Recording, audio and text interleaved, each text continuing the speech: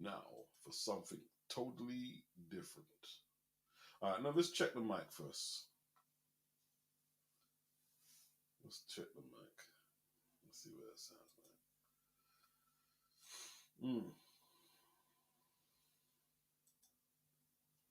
Let's see what that sounds like. First, let's check the mic. Totally different. All right, now let's check the mic first. All right, that sounds all right. That sounds all right. That sounds all right. That sounds all right. I can live with that.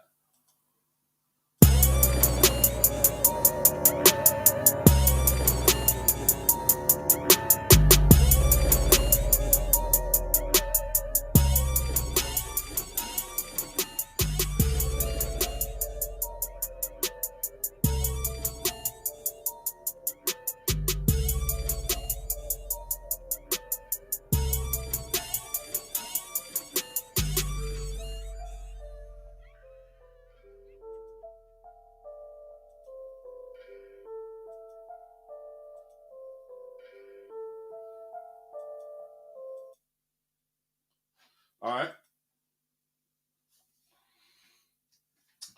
Okay.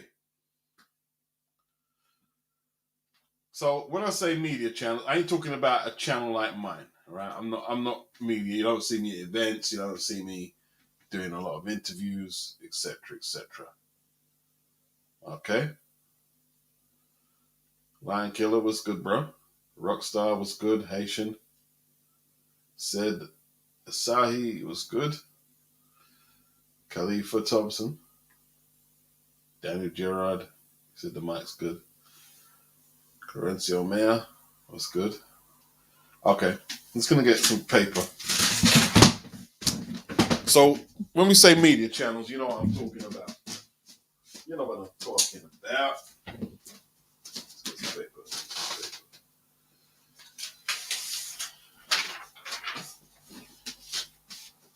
Who are the best media channels? And then when I get a list, I'm going to do a poll. So we get a more accurate representation. So I need some names. What are the names? Rick Russ, long time no see. TK. Boxing, Social, and Fight Hype. Okay. Boxing, Social, Fight Hype.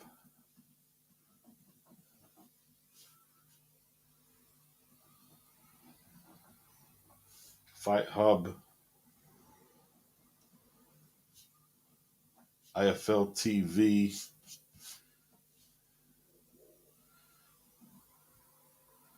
IFL TV. Lamb Chop says first time joining a live. ES News. We have to put Boxing Social in. Okay. Seconds out. Ring IQ is a great channel, but he's not media like that. He's not media. Boxing Beats and Rhymes is not media, James Williams. Not media.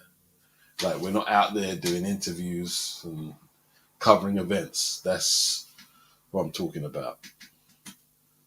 All right, we've got seconds out.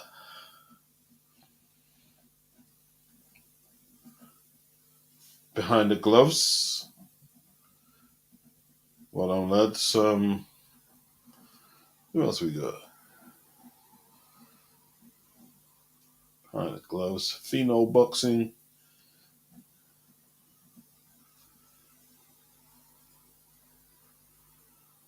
Said he gets his news here. I understand that. And he also checks out Unrivaled and Ring. Sporting Icons doesn't cover events. Sporting Icons does not cover boxing events. He does interviews, but he doesn't cover boxing events. Pick up Jamie Williams. Snow Queen LA. Is that the Russian lady? Snow Queen? I saw her do an interview with Lomachenko. I am subbed to her, but she doesn't post up very often, does she? I am subbed. Adriana Fino. Yeah, I know Fino. Okay, that's quite a decent number there. That's quite a decent. We're going to do a cut-off point soon. We're not going to put all of them up there. Boxing Social, Fight Hype, Fight Hub, IFL TV, ES News, Boxing Social. Well, I've got them twice, and they shouldn't be there twice. Okay. Seconds Out, Behind the Gloves, Fino Boxing, Snow Queen, LA. Okay. That's 1, 2, 3, 4, 5, 6, 7, 8, 9. That's 9. That's a good sample. We're gonna see who's the best and I guess who's the worst. Okay. Yeah, man. Everybody's been talking about this Canelo thing. Getting a bit boring now.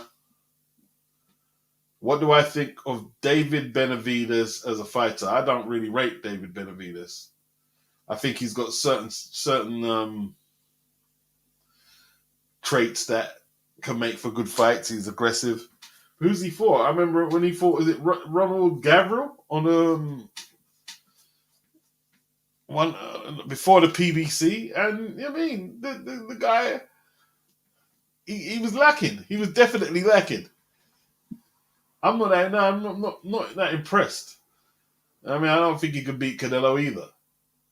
And if he moves up to 175, phew,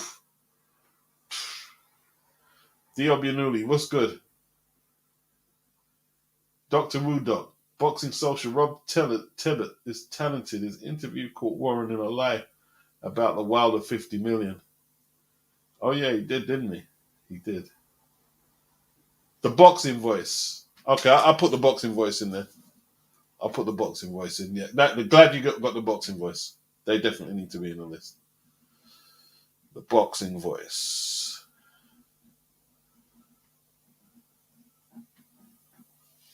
That's Haitian. Good list. Pep Talk. They don't really cover events though. They do interviews with a lot of people and stuff. They could potentially go in there. Pep Talk. A media channel though. I don't know. Gavril and Anthony Durrell. Mate, well, he gave Durrell a good beating, actually. Although Durrell was throwing hands on him early. J7. West Cork, evening people. Karma Celine. How you doing, Karma? She said, finally got YouTube to send me notifications. Yes. Hit the like button, people. Yeah, he did smash Gavril to pieces in the rematch, to be honest. Yeah. But who is Ronald Gavril though? That's the question we need to ask. Jamie Williams, Benavidez is your typical PBC fighter. He just doesn't fight often enough. And lost his belt being a plug. Yeah, I see the way he lost his belt. Like, nah, man. Coke and weed it up. Come on, man. I mean, like, no professionalism at all. Come on, man. Not impressed. Jerome Benjamin, salute beats in the chat. They're in Eddie's garden now. Diobi Newley says the boxing voice are big, but they're not really good, are they? Ooh, shots fired. Diobi Newley. Jamie Williams, big up Jerome. What are we discussing tonight? Not much. Boxing hasn't really got much going for it, in all truth, has it? Benavidez has problems, but he's good. Get his head away from the coke and he's a force. Well, it's just the problem, isn't it? Like, you just said it yourself. He says he wants to get away from the coke. Said Sashi, what about you, Beats? Which media channel do you think does a good job? It all depends, really. It all depends. That's why I want to go through. I want to put it all in a poll. I'm going to put all this in a poll. Fight Hub, IFL, yes, News, Boxing Shows for seconds out, Behind the Gloves, Female Boxing, Snow Queen, Boxing Voice. You know what program what shows I like? I like them Seconds Out shows with Danny and Lou DiBella. I think they're pretty good. Big up Coleman, his headpiece. Jerome Benjamin, salute. WMMA scene. There's a top as in big audience, and then there's top as in content, not always mutually exclusive. Agreed. End games. Pep Talk has gone all white. Free pro.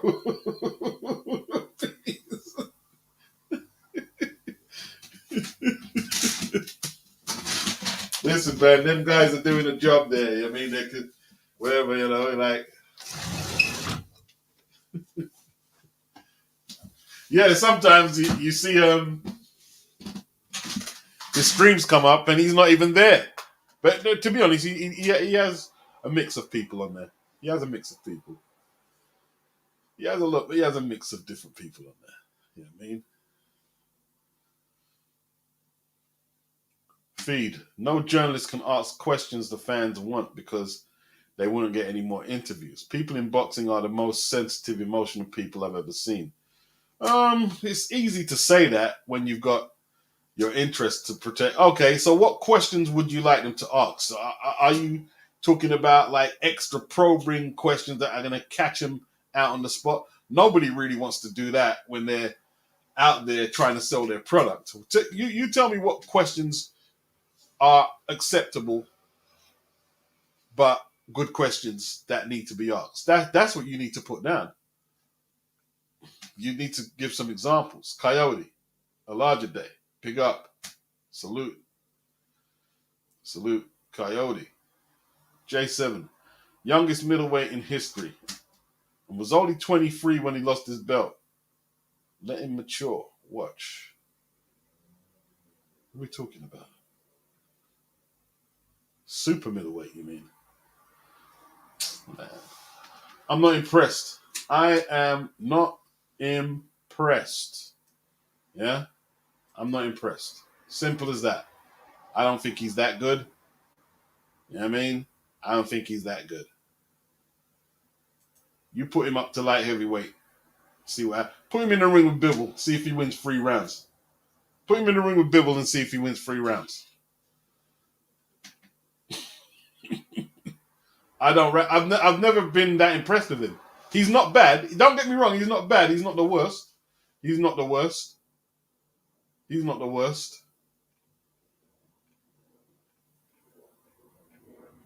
But nah, can't go there.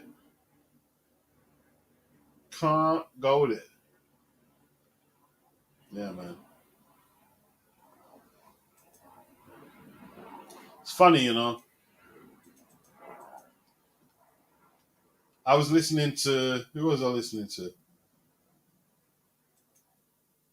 Hatman. I was listening to Hatman the other day, and he was talking about Hamza Shiraz. And he was saying the comparisons were laughable, like comparing him to Thomas Hearns. And it's weird. Before the fight happened, this is what I said. I said the way they gave this kid, Hamza Shiraz, the massive build-up, I'm expecting a little more. They were talking about Thomas Hearns and him being like the next great thing to come out of the UK. And maybe that may be the case. But I didn't see no Tommy Hearns in there. I didn't see that Tommy Hearns speed. I didn't see a Tommy Hearns jab. I didn't see a Tommy Hearns right cross. I didn't see none of that. I didn't see no Emmanuel Stewart type of coaching, anything. I didn't see none of that. None of that. You know what I mean? I didn't see none of that. So I have to agree with him on that. I was underwhelmed. It was okay, but I was underwhelmed. The Olympic boxing, I see the black guy bite the guy in his neck, the New Zealand guy in the neck. What happened with Fraser Clark? I'm trying to find out. I don't know the man's business, man. I don't ask his business on here. We talk boxing. Don't talk his business though, if you don't mind. Whatever he's doing is his business. I don't get into that with no channel. I don't get into asking no channel about their person, although he put it on his video. But I don't know why he's leaving or whatever, and it's not my business. I don't want to talk about it. You know what I mean? I quoted one thing from the guy, and then you know what I mean, and that's that.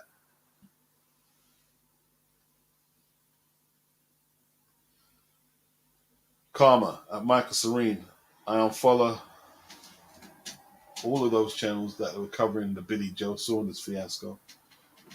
What he was doing, the damage control for him, that was absolutely pathetic. You see, we got to score points on them things there.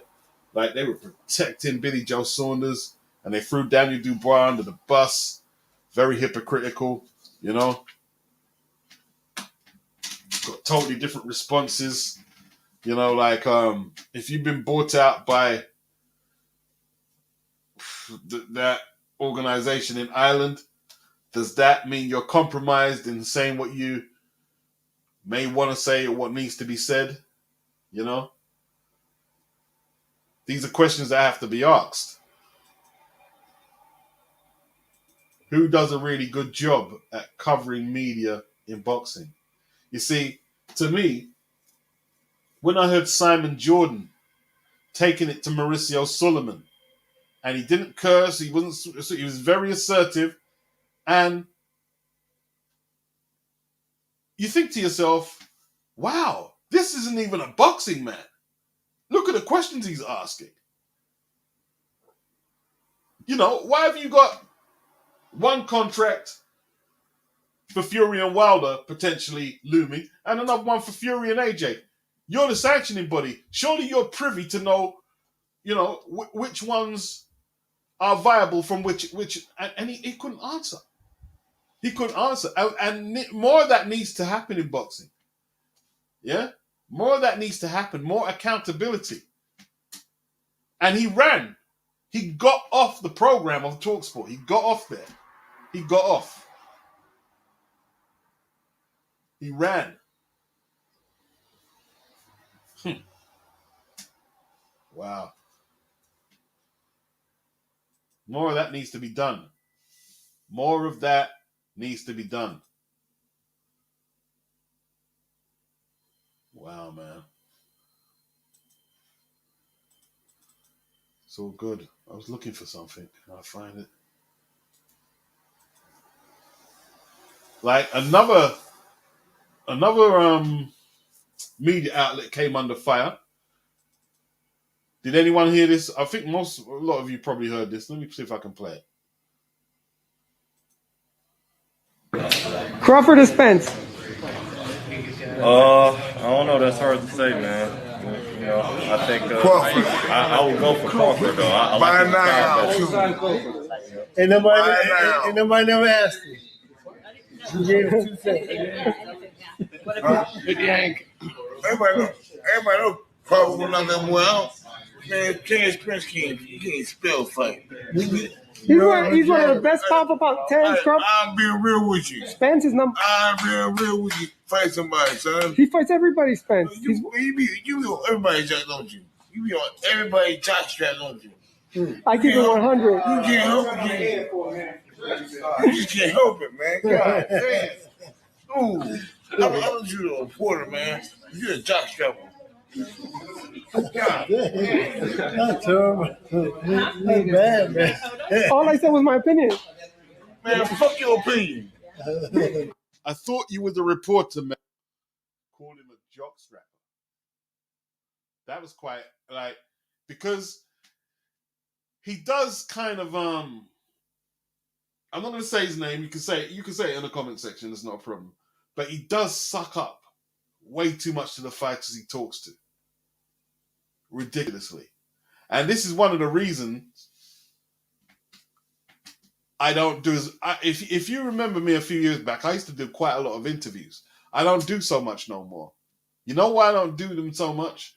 Because I spoke to Tony Thompson, Amir Mansour, I spoke to Monty Barrett, and they said certain things, and because I know the topic that I'm covering, I've fired back points at them, and they haven't liked it. Like, well, I'm taking out time to interview you, and now you're saying I'm not saying anything.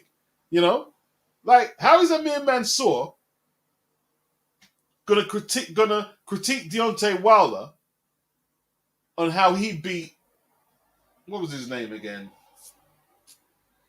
I forgot his name, the tall guy. But Wilder knocked him out, and he took Wilder, and the same guy took Wilder the distance, but he was critiquing Wilder. So I said, but you're critiquing Wilder, but the guy took you the distance. And he didn't like it. He didn't like it. He didn't like it. You know what I mean? I'm not going to get into what happened between me and Monty Barrett because it got a bit nasty. It got a bit behind the scenes. It got a little nasty. But he's cool though. He's cool. He's cool. Me and him are cool. Then we had Tony Thompson. He said that he beat Pulev, and they basically took the decision from him. And I said, I watched the whole of the fight, and you didn't win the fight. You didn't win. You was winning early on, and then he came back at you, and he beat you. That didn't go down well at all. It didn't go down well at all. The rest of the interview, just, nah. Kelvin Price, that's the guy. Kelvin Price was knocked out in 3 rounds by Deontay Wilder, and he took Amir Mansour the distance. No, he didn't take him. It took him 7 rounds. It took him 7 rounds, and it was a TKO, but it was nowhere near as clinical as what Wilder done. And when I told him that, well, Wilder done a cleaner job and a quicker job, he didn't like it. So with me, I'm a bit, I don't want to do what that channel I just played the little transcript from. I don't want to do all that. I don't want to do that, man. I don't want to do that. I don't want to do that. If I'm gonna give flowers just randomly like that to anybody, I'll probably be doing it to the retired fighters. But the fighters who are fighting currently, they still got it to prove, haven't they? They've still got it to prove. You know what I mean? Like if I was interviewing Thomas Hearns, there won't be much. Oh yeah, well, you didn't do this, Tommy. You didn't do that. Nah, I'll be like, yo, Tommy, you that dude. You know what I mean? But come on, man. Come on, bruh. Nah, you see, the channels you're naming are not media channels. You're not naming media channels. You're naming YouTube channels. You see, you can't put that name there because he's with DAZN. Ade is with DAZN, but he's still not a media channel. Who does he interview on his YouTube channel? This is YouTube channels. Unless you're going to put DAZN in there, you can't put him in there. You guys are falling off a little bit. DT3 says NBBC and MBBC forever. What's up, DT3? How you doing?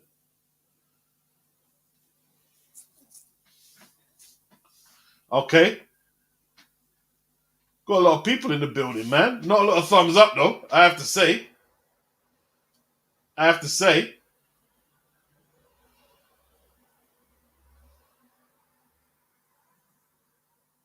What does someone say about the reluctance? What happened between you and Monty B? No. It's not a big deal. It's not a big deal. It's nothing heavy. It's nothing heavy. It's nothing heavy at all. I mean, nothing heavy. Yeah, Blue Collar. He remembers the interviews about 2014. Yeah. I calmed down off it because You know, then you've got to run around to interview them. Oh, yeah, I can schedule in there and this and that. And I know they're busy people, but I'd rather just get my content out there, man. Just get my content out there. You know what I mean? If I was to do media, I'd actually go to the events and do it rather than be phoning people for interviews and stuff. You know what I mean? They're saying that guy is a clown.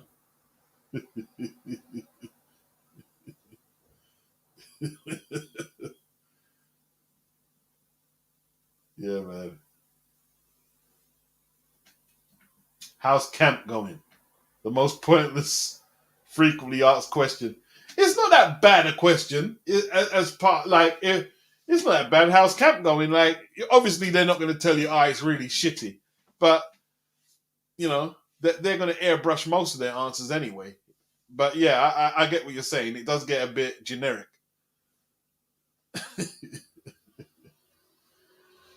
Yeah, man. You guys are naming channels that were not media channels. I didn't just say random YouTube channels. They're not.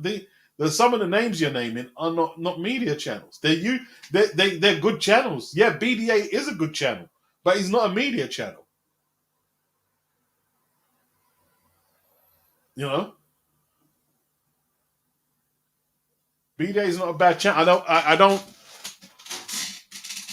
agree with a lot of what he says, but I think he's improved quite a bit actually. Yeah, he's a good channel.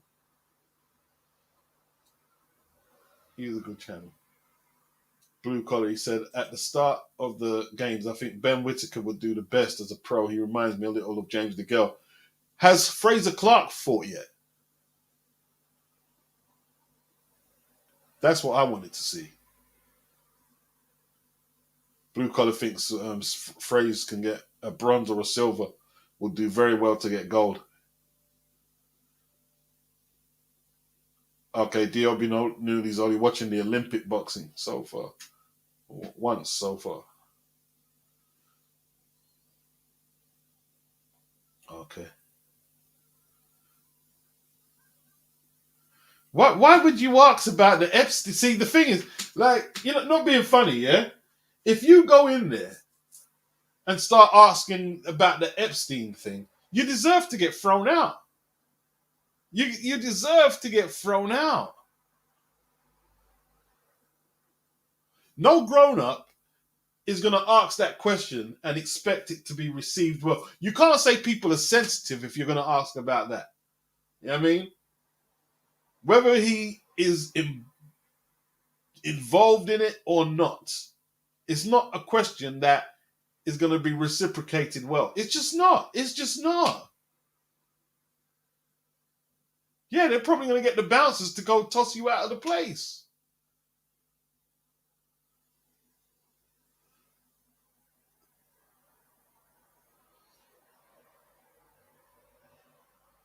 Why do you guys care why he's leaving? Why do you care that much? Why do you care that much? Could be many reasons that you wouldn't know. Or why do you care that much?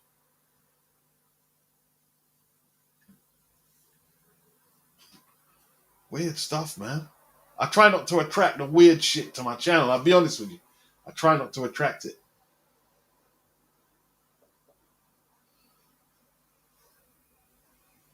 I hope Fraser does well.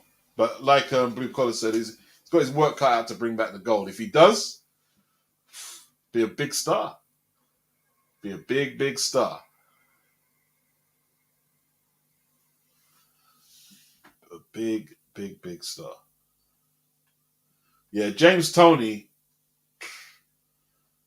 he just spoke it as it is. See, because if you go around most gyms, and I spoke to a lot of people in boxing, they don't believe that Errol Spence can win. You do realize they won't come out in public and say a lot of people, they don't believe Spence can win. They believe Crawford's the better fighter. That is the truth. You ask behind the scenes who they think is a better fighter, they're going to say Terence Crawford. They're going to say Terence Crawford. You do realize, listen, Freddie Roach, right, yesterday said the best two fighters in the division are Errol Spence and Manny Pacquiao. But I've got videos where Freddie Roach has said, he said himself that Errol Spence is Terence Crawford is the pound for pound best fighter in the sport. He said it himself. And there's other videos where he'll tell you, oh, we're not going to fight Crawford right now because Pacquiao just come off Senate duty. We need to take a few more fights. And if we're not interested in the Terence Crawford fight. Blatantly doesn't want Manny to go in the ring with Terence Crawford. Blatantly. Yeah?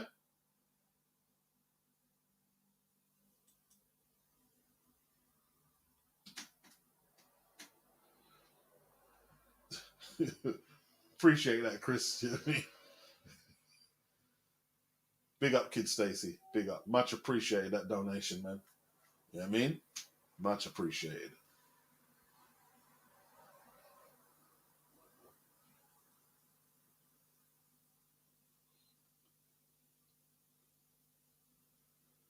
Pete, some fans love the soap opera beats. Yeah, they do. They do. They do. They love the soap opera. They love the soap opera. You know what I mean? I'm gonna ask a grown man why he's making certain decisions in his life. I'm not interested, bruh. I'm not interested. I'm not interested.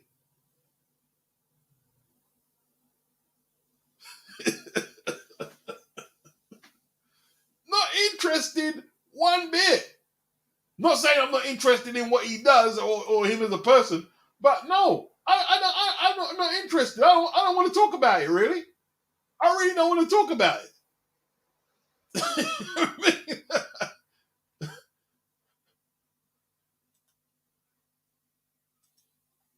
Appreciated, Gerard. Much appreciated. Late to the party, but big up beats. Much appreciated. Much appreciated.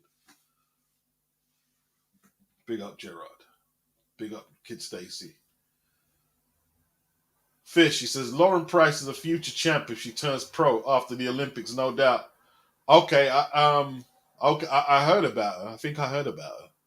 I haven't seen, you know something, I'm trying to catch the box. I can't schedule the fucking thing. You know what I mean? Like, I was trying to watch the boxing the other day, so I put it on the menu. Where's the boxing? I'm switching to, where's the boxing? Can't find the fucking boxing. D.O.B. Newley, Joe Joyce gets stopped when he faces a big punching quick fighter, i.e. Joshua.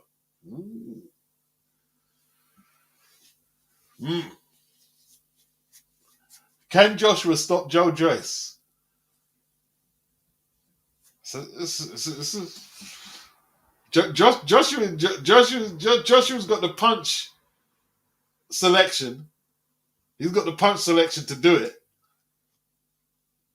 But there's a lot of other factors. Copin 09, big up. He says Del Cregan and D.O.B. Newley. Michael Thompson, a lot of interviews are trying to create beef in interviews when they ask, did you hear about what happened? So-and-so said. Happens more often now. Yeah. I mean, you know what was really pathetic the other day? Like, the Chris Colbert thing. Like, Chris Colbert took up so much headlines.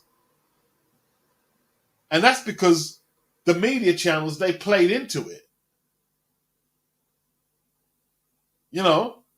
I mean, we just had the man becoming undisputed champion who they say no one in America knows about. But we want to talk about Chris Colbert and his opinion about a fighter who's not even in his weight class. Chris Colbert was trolling. Chris Colbert was clout chasing, and it worked for him to a degree. Big up T. You know, I tell you what, I'm seeing musicians, British musicians and rappers who haven't really cracked the mainstream, or they're getting interviews about boxing. You're giving, so we want to know this guy's opinion about boxing. What are his credentials while you're asking him about boxing? And then this other guy with his wife and whoever was there about boxing. They're just trying to fill out the media slots. That's like they're at the media slots And they're asking everybody their opinion about the fight. Like, my gosh.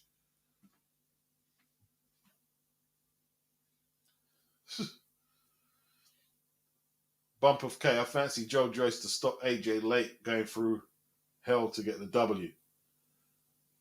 Diobby Nuni says, yeah, he can't find the Olympic boxing either. Yeah, I can't find it. I've been looking for it. I can't really find it. Hey, Obs, big up, hey, Obs. This Tokyo time messed up this Olympics. All the activities happening before 6 a.m. Okay.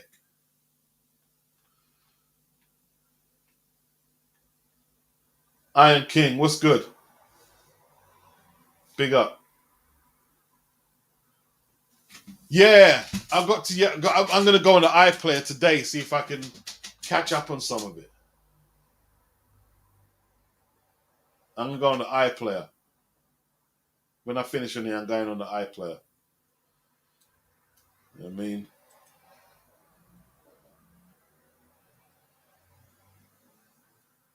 Yeah, man. Apollo Dean, Joyce and AJ have sparred hundreds of rounds. I won't be surprised if Joyce knew how to deal with AJ. Yeah, I think it'd be a good fight, bro. I think it'd be a good fight. I was a bit disturbed about what AJ phoned Eddie Hearn about. How long do you think I should box? I was thinking, whoa, that's a bit of a weird question. The boxing is in Eurosports. Eurosport was doing the UK Olympic broadcasting. I haven't watched any coverage, but maybe you can get the fights on there. Okay. The Discovery Channel have the Olympics. Okay, that's interesting. That's interesting. What's up, Chris? Mr. Good Ben. I'm gonna leave a link. I'll leave a link there.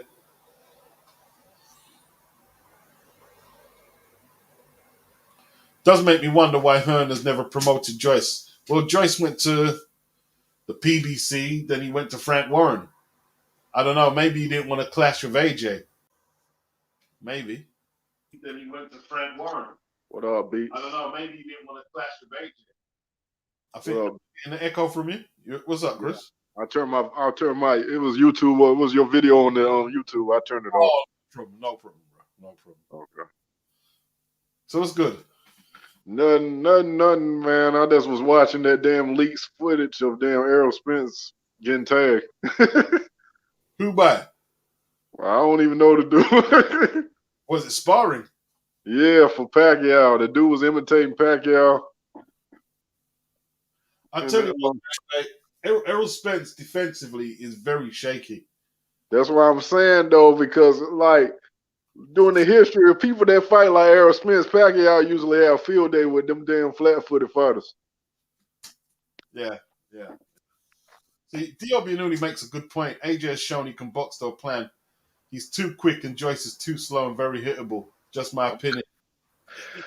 Joyce will have to go through. Like, see what you said? He's going to have to go through hell. After he fights AJ, he may never be the same. He's going to get battered. He's going to get hit with so many shots, man. Like, he may catch AJ because AJ doesn't have the greatest chin. He may catch him late. Who knows? But he gets... It's all yours, Chris. I got a funny feeling AJ going to have trouble with Usyk. Okay. If Usyk, I think if Usyk just box and don't like make it to a slugfest, I think AJ kind of slow.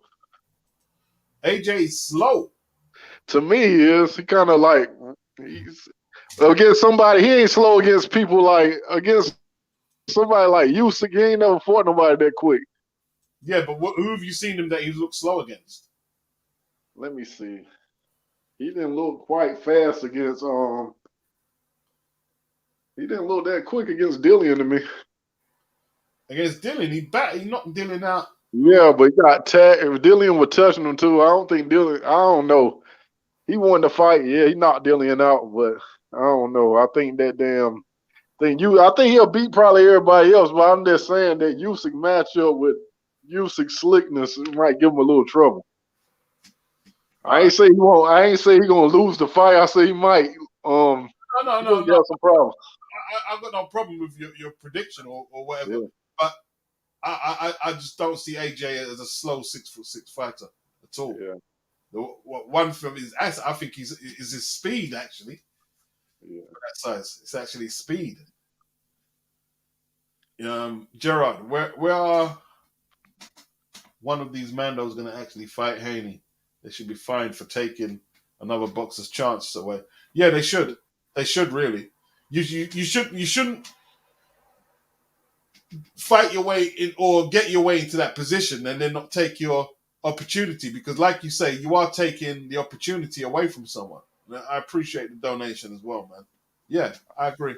I think he should have been had a fight. I agree with him too. Yeah. But people don't like that style. You know what I'm saying? He gonna be ducked because he could beat a lot of people. See, the thing is though, like it's been happening too long, man. Like all that, like Scott Quigg wouldn't fight Rigondeaux when he was sorry. He was sorry for Rigondeaux. He wouldn't fight him, and then eventually they took Rigondeaux's belt and gave it to Scott Quigg. It's flipping. Yeah, I remember that. Yeah, that makes sense, man. I think that don't make sense. That makes sense at all. And then they had to move Rigo up in weight to beat him, though. Yeah, and then you got Ryan Garcia. He beat Luke Campbell, and then didn't take the fight with Devin. Like what Gerard is saying. What about Deontay versus Joshua? What about them? They haven't fought. I think it depends who you ask. I mean, I think Joshua would like, unless Wilder tagged him, I think it'd be an easy fight for Joshua. Personally. Yeah, that's why I see. I told you that years ago, though. Yeah. Okay, G-Star, whatever. Usyk is going to battle that racist Black Lives Matter. Listen, I'm racist as well, so I don't know what you're doing there. You're on a racist channel. I don't know why you're here. Who said that? G-Star. Well, he was talking about me. No, he's talking about AJ. He said you battle that racist. What makes AJ a racist? He's G-Star, isn't he? What about Joe Joyce versus Wilder? I don't know. I think it's a dangerous fight for Joyce, the Wilder fight. It's a dangerous fight for both fighters because let's not act like Wilder ain't had trouble with a lot of people until he tagged him. I tell you what, if Joyce absorbs Wilder's shot, Wilder's in big shit, bro. That's why it goes back. We got to work on his boxing skills because when he couldn't get Fury out there, he ain't had no game plan. Yeah. Rob Yanuli, he says AJ won't fight Wilder at long range. He can walk Wilder down. Big up Gerard. The guy's an idiot, man. He's an idiot. Leanne Dunn, she thinks AJ breaks Wilder down and stops him down the stretch. Wilder has got the one-hitter quitter going for him. If he can land that, then fair enough. Yeah, I mean, he could take AJ out. But for actually him out boxing AJ, and nah. Well, what about both of them? What if he land on Wilder, too? I don't think both their chins. If he lands on Wilder, it's over for Wilder. Yeah. Clean. Both of them. It works both ways. Yeah. Much appreciated, Karma, for that donation. She's off to work. We'll catch the playback. Have a great weekend, Beats, in the chat. Big up, Karma. Big up the chat. Much appreciated. Gerard said G-Star is a twerking Wildette. Yeah. Listen, they're good fights, man. They're good fights. We want to see a variety of heavyweights take each other on, man. That's what we want to see. I want to see Michael Hunter take on a few guys. Me too. I like Michael Hunter. Yeah, I'd love to see Michael Hunter in the shake-up, man. Michael Hunter and Joyce would be good. That's a fight that would be really good, man. You know what I mean? Yeah, I want to see Michael Hunter and Povetkin fight again. Because who you had win that fight, Beats? I had Michael Hunter winning. Me too. That's why I want to see him go back. God bless. Big up on Rival. Michael Thompson, how you doing? How you doing? Hi, Beats. Yeah, good. Thanks. You? Yeah, not too bad. Not too bad. Nice. Is my audio okay? It's not feeding back or anything. No, you sound crystal clear. Oh, good. Yeah, on the subject of the video title, I was just I was thinking before. Do you think it's harder to find media outlets that will ask actual sort of tough questions? Because I think like IFL Boxing Social Seconds Out, they get quite matey with a lot of these people because they're around them all the time, don't they? So just wondering, like, are there any channels that like ask tough questions anymore? What do you let's see? I need some example. What do you consider tough questions? Okay, let me give you a scenario first, and then yeah. Okay, so let's say you were talking to Bob Arum about the collapse of Fury and AJ. What would you ask him if you were media? Well, if I was worried about getting access again, or if I was just general sort of media. No, well, you're talking to Bob. Now it's up to you. Whatever question you ask is up to you. You're talking to Bob. Yeah, that's a tough one talking to Aaron though, because he's sort of a slippery customer, isn't he? But I would say it. I mean, from a UK perspective, I think it seemed like Eddie Hearn was doing all the grunt work for it. So where was the work on yours and sort of Frank Warren's side as well? I guess I'd probably ask him that is the main one, and sort of why would you say the arbitration was absolutely fine when you know there was a chance that it could go through. So maybe questions like that really. Okay. Well, a few people like somebody was speaking to him today, and they asked him some good questions about it. Is Unrivaled? Open your mic up because your name is spelled different, so I want to hear. No, it is me. It is me. I made a typo. My bad. Okay, no problem. Let me fix that. Yeah. Thank you. So that's what you would ask. Yeah, probably, something like that. But I would guess, if it was, for example, I'm just going very mainstream here. If it was like Coogan asking him, I would say you would probably go a bit softer on him and not ask him, I always find that Coogan asks, is this fight off? But for example, like maybe Rob Tebbett occasionally will ask, why is this off? He tries to like delve a bit deeper into it, where I find, say, like Michelle Joy Phelps or, Coogan, for example, they'll skirt around it. They'll ask if it is off. But, for example, Rob Tebbett will ask like, why things are happening. So I think we just need a little bit more of that. Okay. So, what do you guys say to what Michael said about media? Like, what is the happy medium in asking questions? Tough, balanced, or... I think if we're talking about media on YouTube specifically, right? So there's always been this thing in the boxing culture of press credentials, and they're hard to get to some extent. But even harder for people on YouTube to get. That's the very first thing I do need to say. I need to preface everything with that. They're a lot harder for YouTubers to get, especially now, than like in 2017, right? They're a lot harder to get a hold of because of how certain channels have presented themselves in these scenarios. And Beats, I'm sure you know what I'm talking to. I don't want to mention any names, but people have been banned by organizations. They've been banned. Yeah, by different promotional companies, and that happens. So it makes it harder. So when you get the opportunity to go in there and you have the ability to converse with these people, it costs you money to go. You're not being funded by, like, Ring aren't paying you to go out there, or you're not being paid by the Sun to go out and work a big story. You know what I mean? You're doing that of your own volition, of your own pocket, using your own channel, and you rely on the views on the video to bring back in the revenue. So you're making your own self-investment.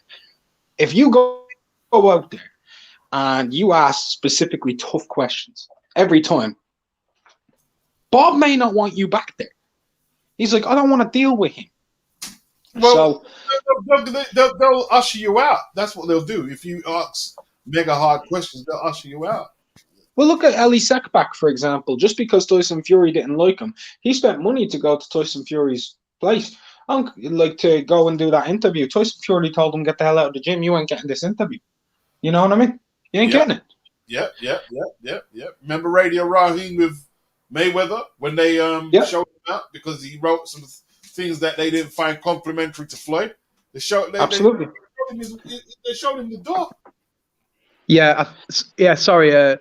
Just to me, it just sort of really emphasizes the point that a lot of the fighters and maybe the promotional companies, but I would say a lot of the fighters nowadays, like they're saying, because they're getting so close and matey with a lot of these people that rather than see them as interviewers, they see them as just like a different arm of the promotion for the fight. So if they get asked a tough question, they're like, oh, you know, it's sort of like it puts them out a little bit because, you know, for a lot of it, I think it's just sort of, like I said, they just see it as an extra bit of promotion.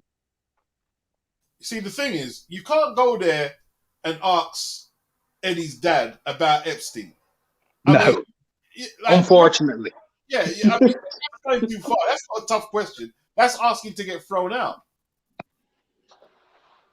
Oh, you will get thrown out. You will get thrown out for sure.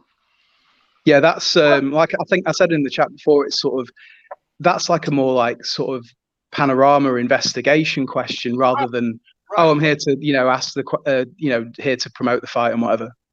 If you ask Tyson Fury about Daniel Kinnan's gangland runnings, you're asking to get thrown out. Exactly.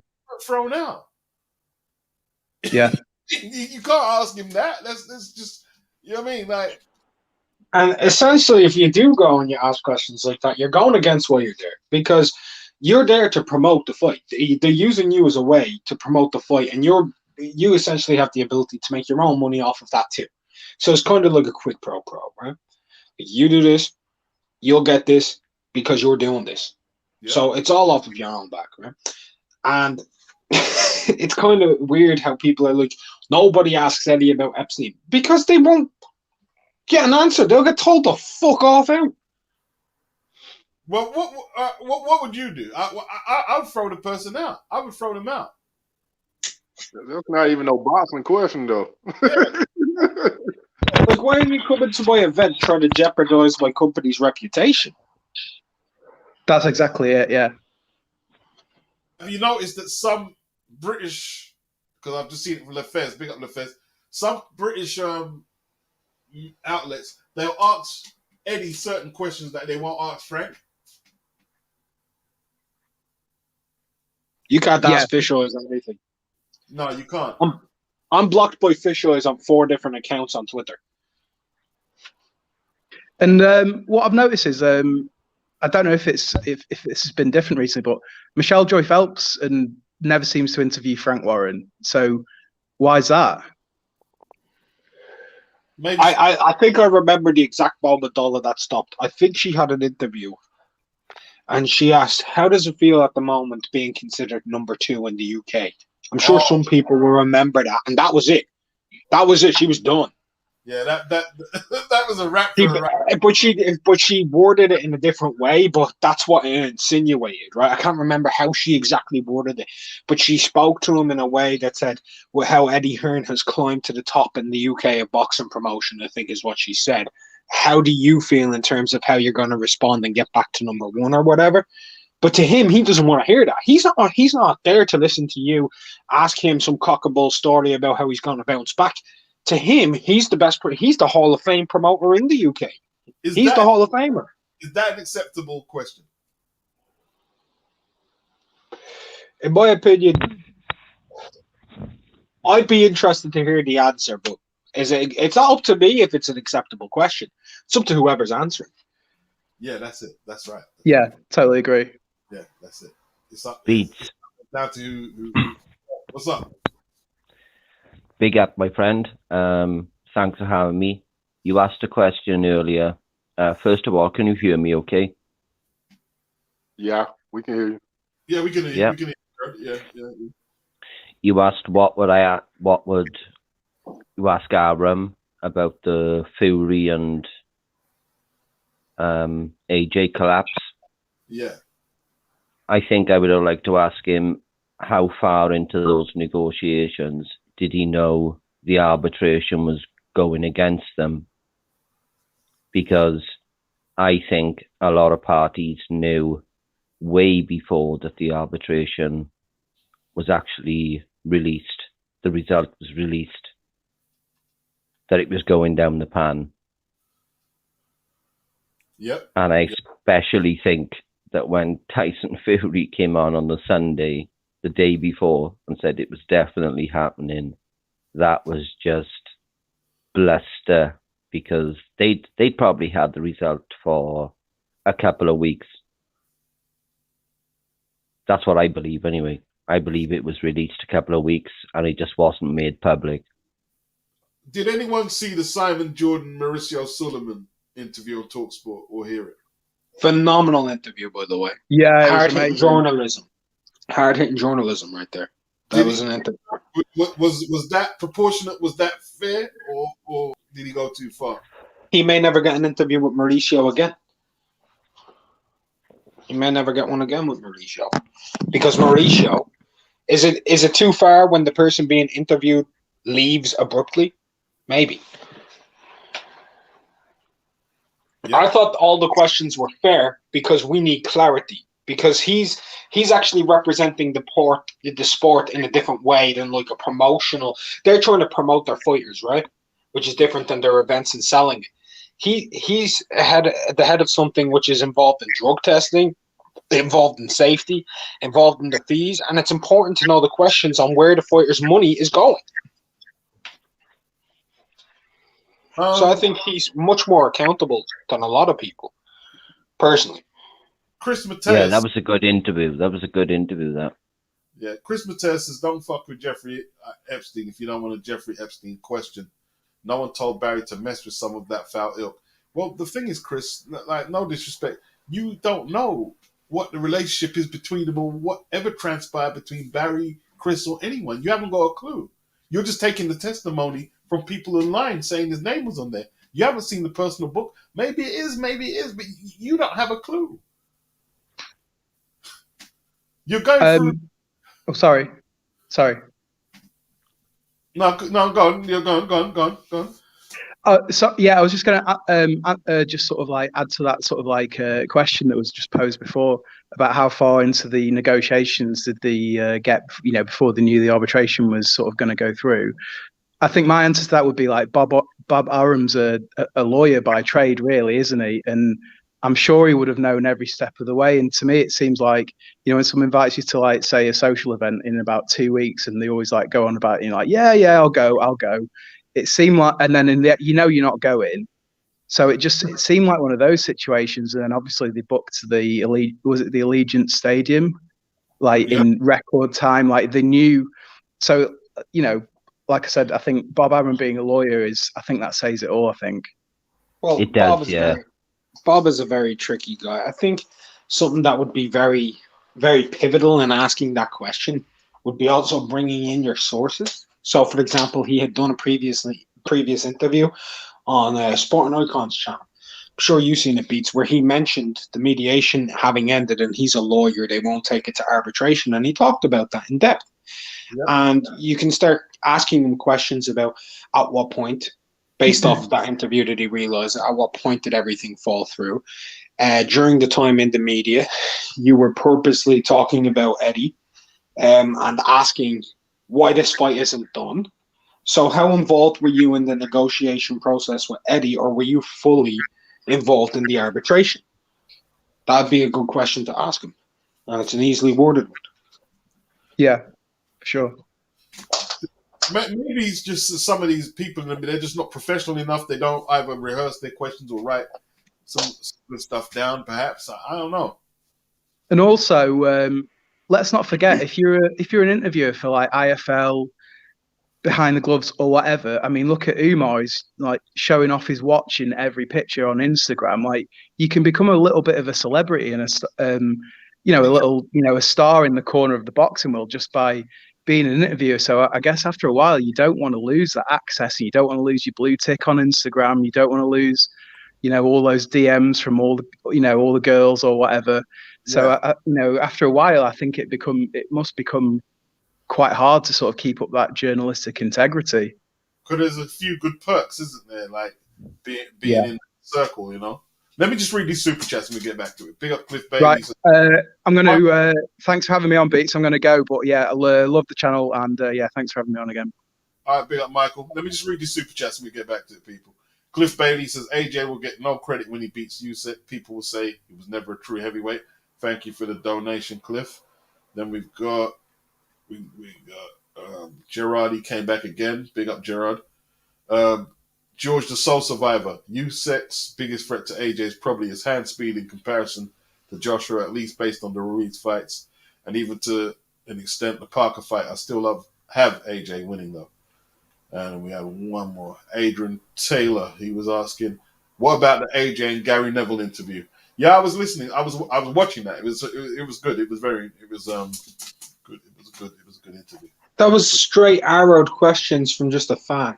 Like, you can tell Gary doesn't have extensive boxing knowledge, but you could tell that he actually has an interest in what's going on, like between himself, Fury, the whole Wilder thing, all of that. So he was just asking, hey, mate, why isn't this fight happening? He was just asking, like straight up, like you would to a friend, hey, why didn't you go to work today? Yeah. You know what I mean? That's pretty much what it was. And you can't get more genuine than that. That's just a conversation. It was well done. Fair play to Gary. See, but I think because AJ, he's got I'd say the ability, the mentality to be able to accept a question like that. If Gary had asked that to Wilder, how would it went down? I don't know. I don't know if Wilder would have responded well to a lot of the questions that were being asked. He may have said, "You know why." Yeah. You know the reason. We all know the reason, We don't need to talk about it. I bet there was no sound coming out of those headphones. Probably not. Because you know why you're right there, Gerard? He wants to hear everything was being said. He actually turned at one point, Beats. When Fury said something, he actually turned to look at him. And I thought, yeah, you're hearing every word, you fucking arsehole. It was more the body language. When something sharp was being said or whatever, he'd change his posture. But when nothing was really being said, he didn't move. Yeah, that's correct, Mark. That's correct. He looked stupid doing that. Let's be honest. He really did. He made himself look a fool. He did. Stand on your stool. Stand on your stool. When you think he couldn't get any more bizarre than he's been since his loss, then he just goes that step further and makes himself more of a laughing stock. Tell you something, if he loses this trilogy fight, if it does actually happen, that's him done and dusted, and he won't be remembered, or he'll be remembered for all the wrong reasons. He won't be remembered for his resume, that's for sure. Yep. Or his achievement, his legacy, nothing. He needs to perform. He'll be remembered for his outfit. He needs to perform. Robert Shaw, he says, Barry Hearn answered the Epstein question on Trish Dixon's podcast. He said he met him at a charity function. He says Mick Jagger was also in Epstein's contact book. Do you think he's an abuser too? No, he isn't. Well, we hope he isn't. We hope he isn't. You know what I mean? Like, Epstein knows a lot of people. If we're going to just like demonize all the people he knows or he might have a contact book with, I mean, remember, these are rich people. Epstein's a billionaire. Barrio's a rich, it could be, like I said, he met him at a charity event. It could be doing business. I don't know. Or it could be sinister. Who knows? Who knows? Well, it could be something else that ain't got nothing to do with that, Beats. Yeah, that's right. Some people keep business contacts, so you don't know what kind of stuff that is. You're right, though, Beats. Also, accountants. Sorry, go ahead, Joe. Nobody's, my friend. As you said, it could have been just meeting at functions, and he has this book of people he meets, does a bit of business with, got their phone number down, and it could have been as simple as that, because he likes mixing with rich people, because he is a rich person. Some of those people could be sinister. I don't think Barry is that sort. I don't think he is. Now look, Gerard. Let me tell you who's suspects, right? The boy, the man from the royal family. And you say his name. He's suspect because we saw pictures. He had his arm around the girl and this and that, and then he talked about his arm. He's suspect as far as I'm concerned. He's real suspect. He's more than suspect. I've got him guilty till he's proven innocent. Damn. So I've got him. I agree. But the other thing people leave out with the Barry relationship to Jeff, and to put it kind of simply, is what is Epstein's profession? He's an accountant. And what is Barry Hearn's first major profession? He's a chartered accountant. I'm glad he got you up. He got you guys up here. I made a comment to Mr. Doc Beats and Unrivaled. I got a bracket. I did a greatest middleweight tournament. I wanted to do it with y'all. Oh yeah. Oh, okay, yeah, I'm in. What names? Yeah. I'm gonna do it over though.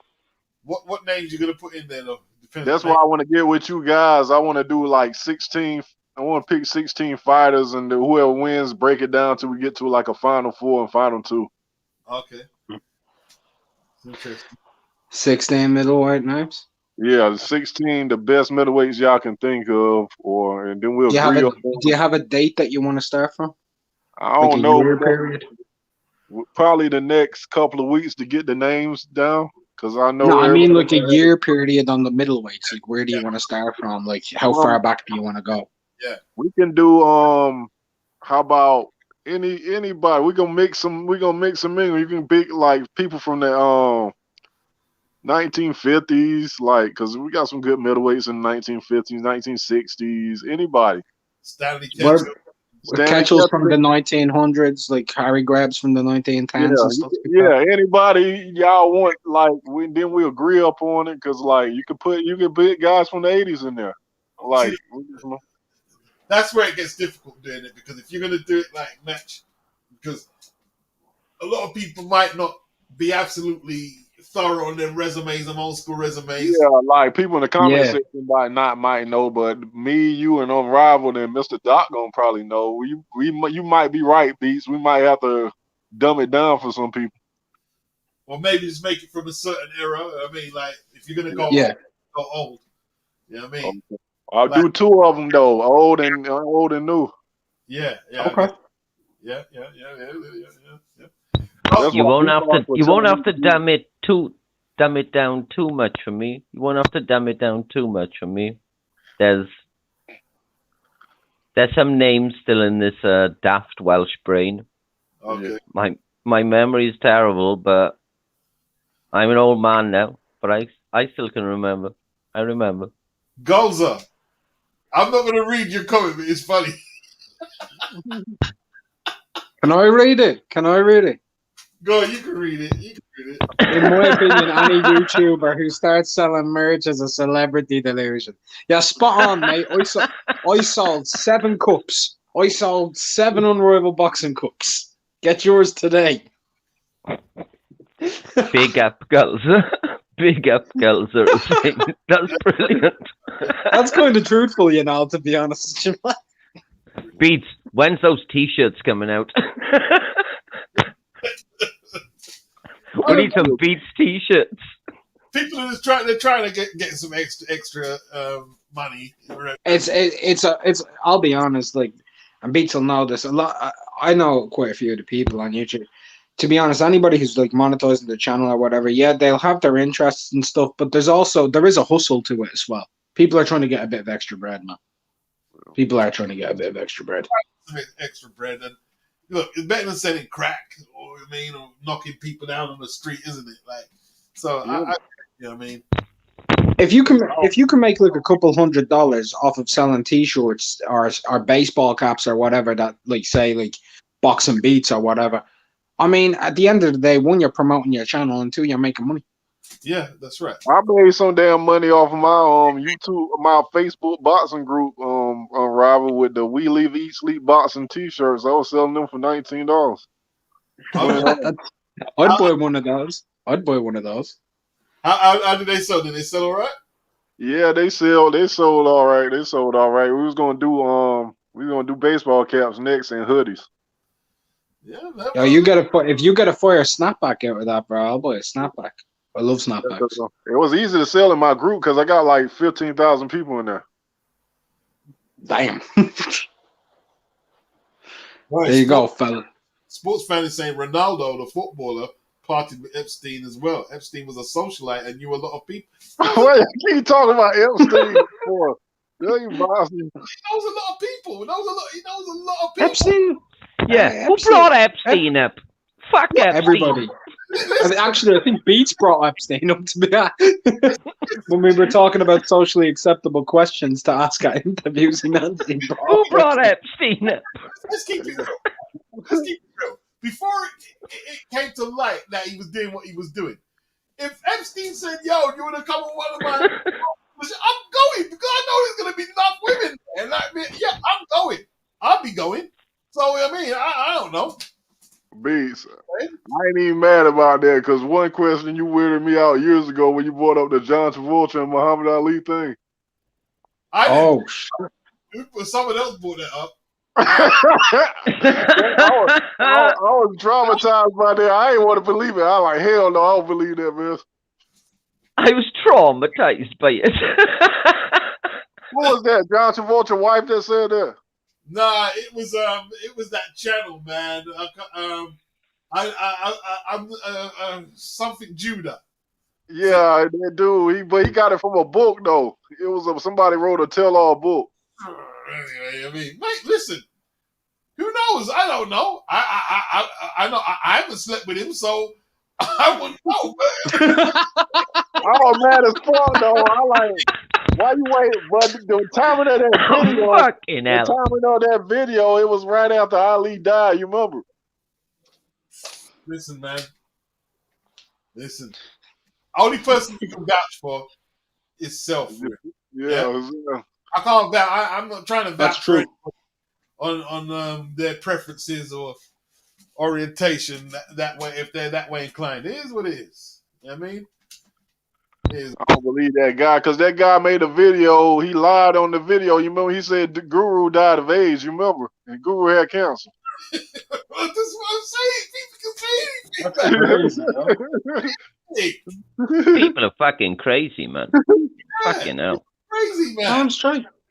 I live a simple life. I'm in the fucking Welsh valleys. This is fucking simple life. We just about come out of caves. Golsey says he's got no problem with people making money, but it does gas some YouTubers up. You know what I mean? I don't know. If you try to sell a couple of mugs and T-shirts, no big deal. No big deal. Yeah, Beats, you should do it, Beats, because you got a you can make some money. I made money. Yeah, there ain't enough money to retire on, but you make some money. I mean, I didn't even put the link out. I just made the ability for people to buy it, and some people typed in my name and merch and actually bought mugs. I didn't even put the link out. I buy a T-shirt and food boots. Get T-shirts going. Get a T-shirt going.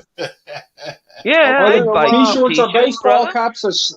Hey, yo, if you get a B-Bar hoodie, bro, if you get a B-Bar hoodie, I'll get it.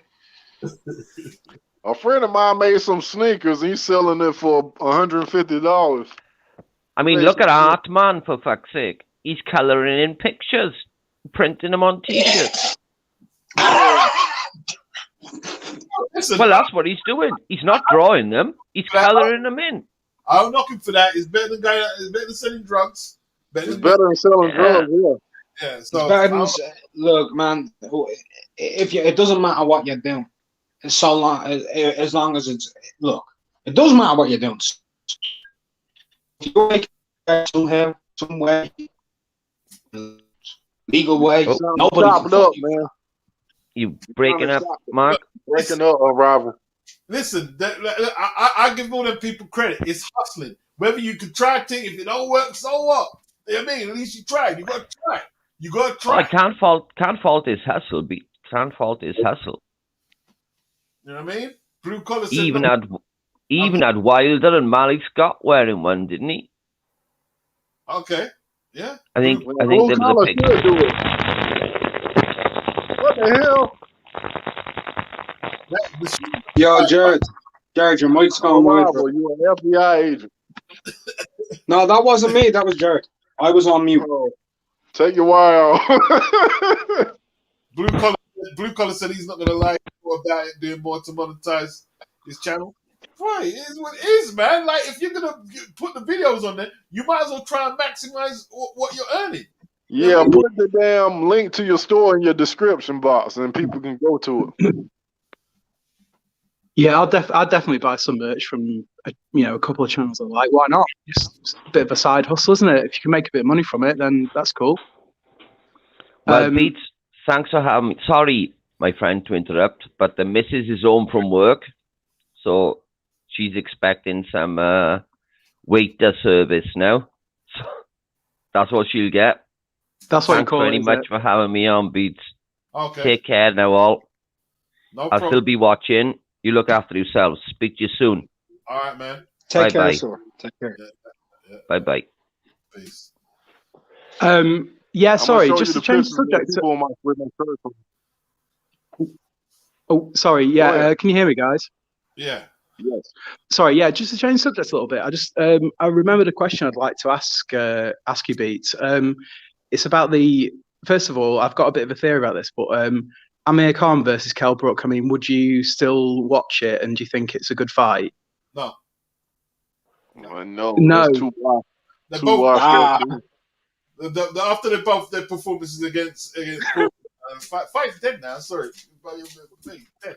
Yeah, that fight should be on the Cartoon Network if they make it happen. This is my theory though. I totally agree. But in terms of them fighting each other, like their careers are quite similar. Like they've both been world champions. They've both gone up to middleweight and got brutally knocked out. They both fought sort of like kind of nobodies after that, and then they've both lost to Crawford. So even though obviously it's not when it should be, they're kind of still even. And obviously Khan's got his chin, Brooks got his like mechanical eyes or whatever. So to me, it's not how it should have been, but it's still kind of even. I mean, does that make sense to anyone or not? All right, yeah, all right. I get what you're saying. They're both effed up, so it should be interesting from. But look, Yeah, but is anybody gonna want to watch that fight though? That's my thing. I'd still watch it. I don't know. I don't want to see that. all right, let me give my take on it. Right, Amir Khan tried to reach out to Eddie Hearn on social media about the fight, but Eddie said, "Listen, man, that fight's gone now." See, Amir Khan cried wolf on it too long. And now Eddie's saying, nah. Eddie wants to feed Amir to Conor. And any young welterweights he's got now, he's not interested in that match now. Not interested. See, the thing is, but they could do it. Why don't they do the match themselves? If they went to one of them, I don't know, Triller or something crazy, or just do it themselves. They could put it on YouTube themselves. They could put it on other platforms themselves. Yeah, didn't think that. Yeah. Triller probably put it on Beats though. Triller would probably pay them about $8 million each. I'm not sure, but maybe. Triller are having financial troubles, though, to be fair. But at the same point, man, look, if someone came up to me and said, hey, Amir Khan is fighting Kell Brook, what's your thoughts on the fight? Are you paying your money to watch it? Because they'd have to put it on pay-per-view normally, right? Because that's what it was. That's what they'd be expecting is pay-per-view numbers. Pay-per-view, boys. Money. I ain't paying for that, man. I ain't paying for it. They're shot. They're broken down. They're past it. The only way anybody would probably buy it would be nostalgia factor, and wanting to haven't seen it from 6 years ago. That fight's half a decade past its sell-by date. It's gone on. Yeah, for sure. You can put it on somebody else's card as the first fight. That's probably the only thing you can probably do. If it came as part of like my DAZN subscription, I'll tune in. But I ain't paying other money for it. You know what I mean? Yeah, for sure. I just think they're both equally shot. So it just, from that angle, it just still might be a little bit interesting, maybe. I'd be more interested in Shannon Briggs versus Oliver McCall. Let's go, champ. If you watch the Brooke Crawford fight, Crawford placed that one right hand on Kell's jaw. It was like he got hit by Hurricane Andrew. The way he threw into the that man finished, man. It finished. And Khan quit. Yes, for sure. Quit. Yeah, he didn't want to get knocked out, so he quit. Yeah, that dude, he ain't even got his reflexes no more. I watched that fight the other day. Yep. What's the? I'd be interested to hear about the opinion of Kell Brook and Amir Khan in the States. Like, are people interested in it? I'm in the States. Nobody want to see that shit. At one stage, it was a really hot fight in our neck of the woods. In our neck of the woods, it was really hot. Yeah, it was a really hot fight, and there was some twang to it. There was all this crap, like there was needle, right? But this is gonna sound sad. These guys got a fight that didn't happen that was like that. Junior Witter and Ricky Hatton, they ain't no fight. But these two dudes, they're becoming like, if I'm gonna be honest, man, they're becoming kind of forgotten guys. They're looking at as their careers tailed off in a bad way, not in a good way. Yeah. Yeah, totally agree. Wow, man. Big up, George. Appreciate the donation. What do you think today's fighters would feel about being interviewed, the Pete Rose version of Jim Gray? They'll slap the shit out of Jim Gray. If he did that shit he did to Pete Rose. I tell you what, man. Jim Gray, listen, let me tell you something. We used to have a guy named Gary Newbon in Britain. And Gary was rude on ITV. What did he tell me? You bank after what fight? Well, that wasn't very good, was it, Chris? And so, yeah, and shit like that. Ask about Gary Newbon. What about Larry Merchant beats? You remember when the dude, I forgot the dude, he said, I thought I won the fight. And Larry Merchant goes, with a quarter of the side of your face, you lost. Oh, shit. Yeah, or when Larry Merchant just questions the opponents, it's like when Shane Mosley beat his mandatory, and it's like, well, you know, who cares what you've just done? And no, you're thinking of Hopkins, about Hopkins. And that was Hopkins. Oh, he did that too. Yeah, he did that to Hopkins as well.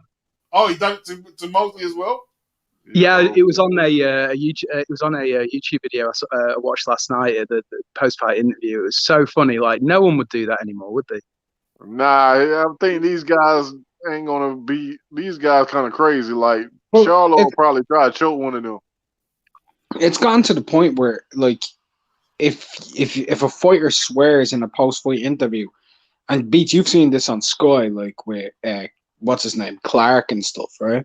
They'll stare at the dude as though he's committed a cardinal sin, and then been like, none of that language. We don't need that. We like, shut up and do the interview.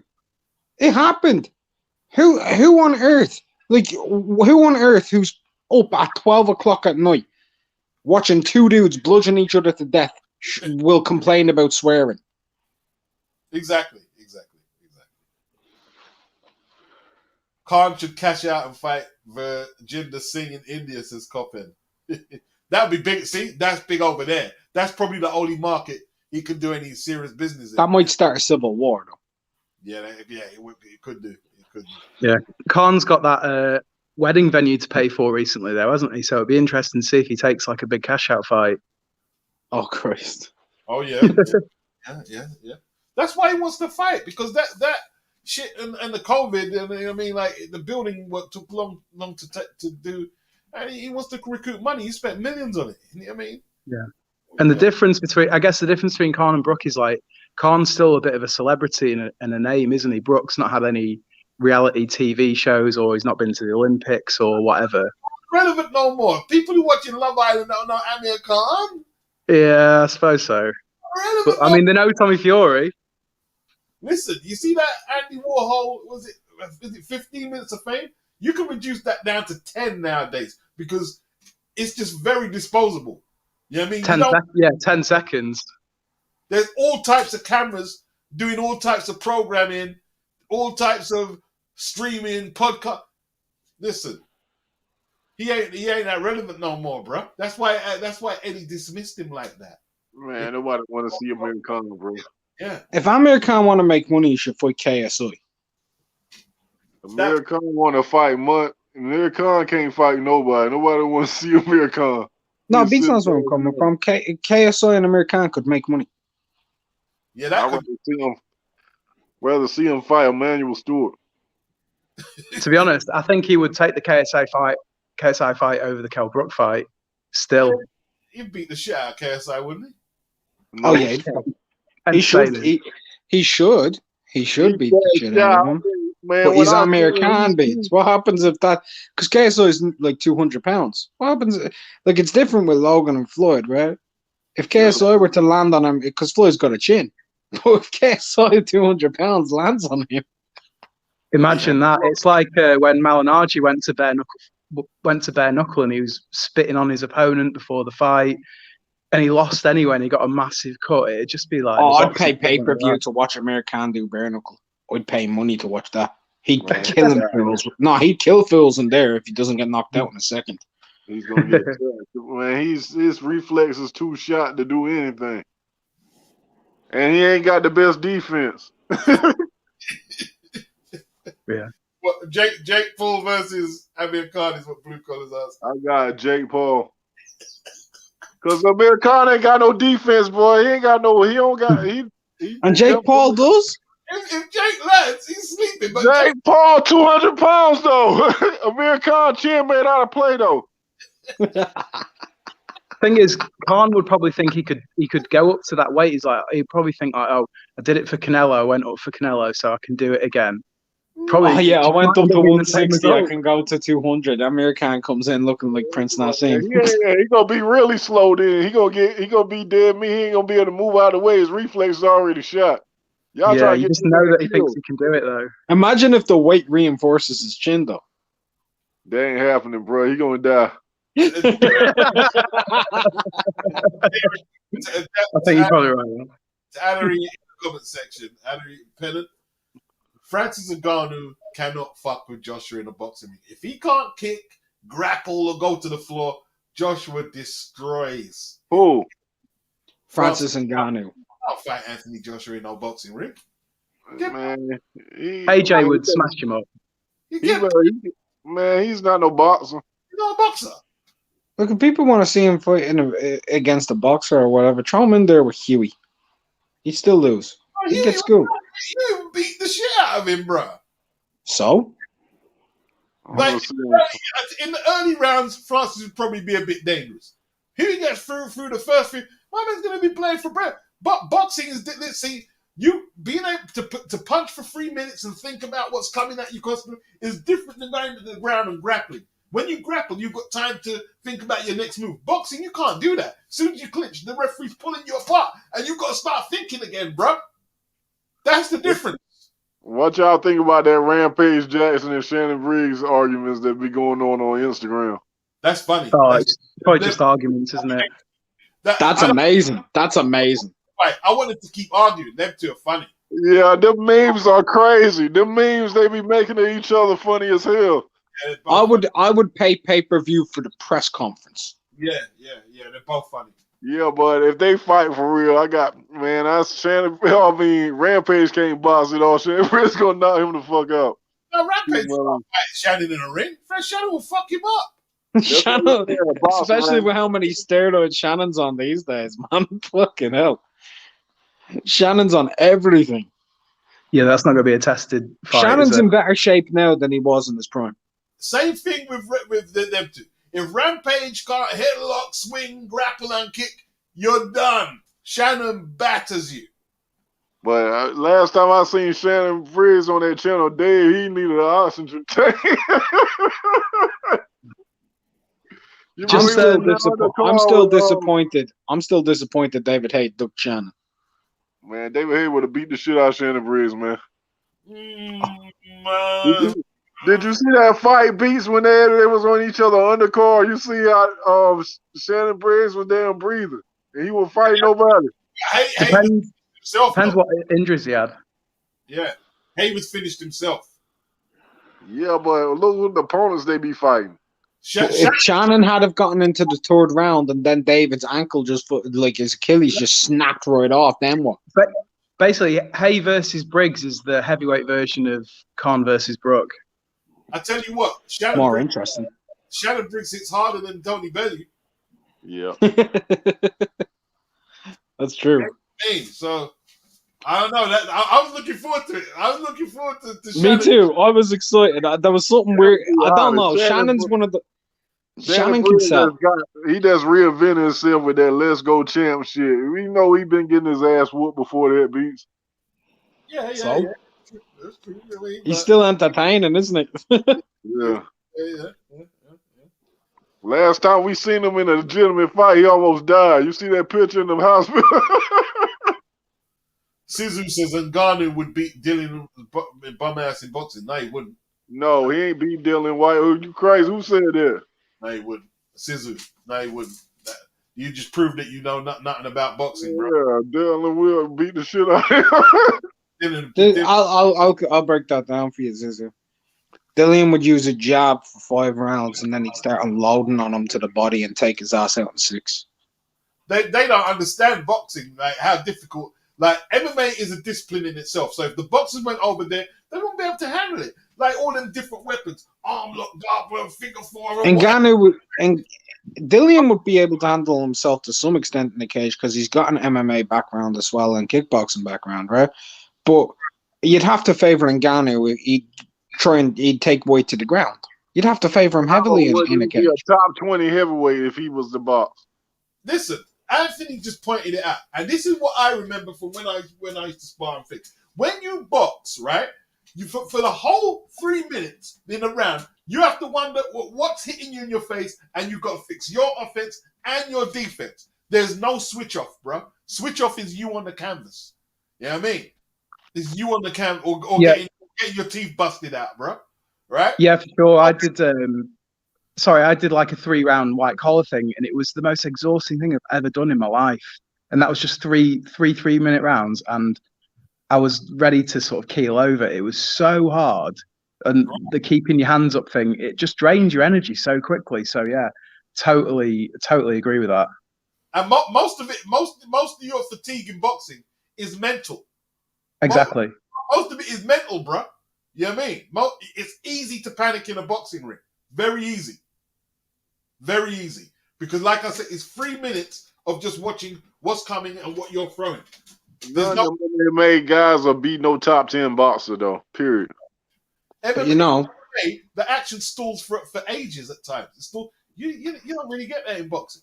You don't really get that. By the way, speaking of Amir Khan and Kell Brook, did y'all see that on the Errol Spence Manny Pacquiao undercard, it's been confirmed Guerrero is taking on Victor Ortiz? Oh, come on, man. The Ghost Guerrero. I'm serious, dude. He retired because he was shot. I thought he retired because he got beat up by somebody we ain't never heard of. Well, I remember when he got beat. Who was the kid that the no hope of beating? I want to see. That dude that used to drive cab drive. The dude used Omar Figueroa. Figueroa battered it. And then somebody else beat him. Somebody else beat him. It was the dude that used to drive a cab. Stop. I don't want to see Robert Guerrero no more. Well, he's fighting Victor Ortiz. That's like a Khan Brook style fight as well, isn't it? Really? Yeah. No, that's worse. That's worse because them two have been irrelevant since 2012.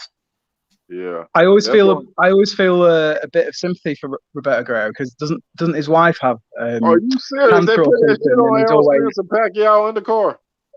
Yeah, it is. Yeah. That's garbage, bro. Yeah, they must can't find nobody. I'll DM you the tweet. I'll DM you the whole. Man, they're gonna charge all that money for that pay-per-view and they're gonna put that bullshit fight up there. That pay-per-view, bro. I mean, is it Peralta? Was it Peralta he lost against? I remember. Yeah. It was some dude that don't even look like he used to box. That knocked him out. And they gave that a split. I remember it wasn't no split, bro. It wasn't no split. Yeah, the boy whooping his ass. And the way they'll sell that fight is, they've both been in there with Mayweather, and that's how they'll sell it. There you go, Beats. I've sent it to you. Damn, man, that's terrible, man. Why they put that shit on the back? Yeah, like Anthony, you only have your fists to rely on. Boxing is restricted, yes, from other, no feet, no nothing, right? Yeah. But sometimes you want to cheat. When you're inexperienced, you want to cheat when you're sparring. You want to, because you're thinking, nah, fuck all this, just hands, yeah, kick a man or headbutt. No. You got to be disciplined. You got to be disciplined. Hey, Beats, did you look at the sparring footage leak of Errol Spence and that dude? Yeah, you were saying he got rocked. Errol's defense is good, man. Can I say one thing though? Yeah. Right, and this is very important. And Beats, you'll know this as well as anybody. We don't know what round of sparring that was. Yeah. We don't know because he could have been the fourth guy up in the 15th round. Do you get what I mean? Yeah. You could. Yeah, that's true. Yeah, isn't the famous expression sparring as well? Like it doesn't. And here's a more famous expression, mate. You only see what they want you to see.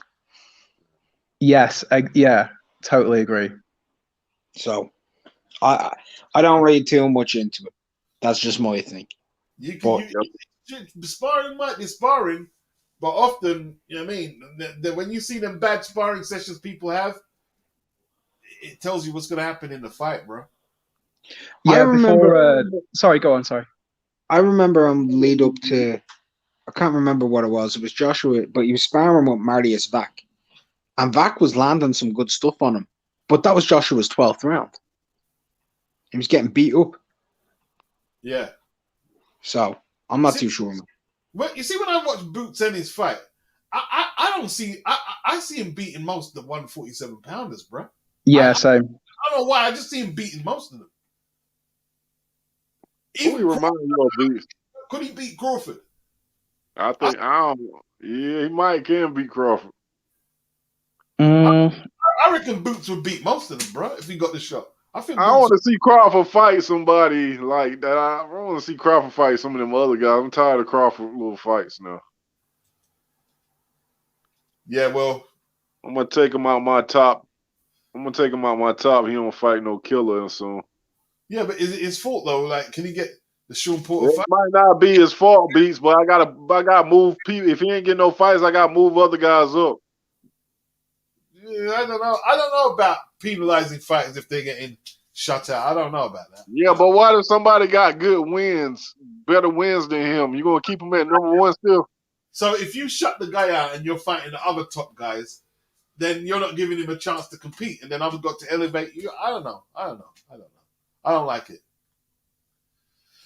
But I get what you're saying, though. If his resume isn't improving, then yeah, you might have to penalize him. Yeah. Do you know? I think again, another bit of a weird theory, that Crawford's one of these guys, a bit like Gary Russell Jr., who found out they're really talented at boxing naturally, and they can just sort of cruise by on a 2 or even 1 fight a year, get paid really nicely for it, and just sort of like chill out for a lot of the year, and it's sort of the happy. Crawford's already a 3-weight world champion. He's already got that in his. On his ledger. So yeah, but you can't live off of that for the last. You can't live off of that if on the pound for pound rankings. You can't live off that for all your whole career, though. Yeah, for sure. I just think maybe they're just sort of less concerned about being pound for pound and building a legacy than they are just sort of like, oh, I'm good at boxing and I just train a bit, have 1 or 2 fights a year, and I can just get by on it. And it's now, how old is Crawford right now? How old is Crawford right now? 34, 35, isn't he? Yeah, Beats. Time is ticking, man. Yeah, that's what I mean. So maybe he's getting towards the end of his career. He's like, oh, I'm making good money fighting, people I can easily beat. So the rest of the time I can just chill out and enjoy my life. So same with Gary Russell Jr. He hardly fights, does he? But I'm sure he gets paid really well when he does. See, the thing is, right? He beat War Machine, and War Machine is fighting Ortiz. So I want to see how that fight does it, because we're saying Great fight. we're saying how great the PBC welters. I haven't seen none of them fight a War Machine. None of them are even fighting Ray Robinson, who's a PBC fighter. Last time I heard of him, he was drawing with Josh Kelly. Right. The guy's moving up to 153 because he can't get a fight nowhere. Yeah. So You know, how good they are, really. you know, when it comes to the whole pound for pound thing, right? Everything's always subjective. And I understand the idea of not penalizing a guy because he's getting frozen out. But at the same time, I ask myself, is it fair to penalize other fighters? Because pound for pound isn't just situated around welterweight, right?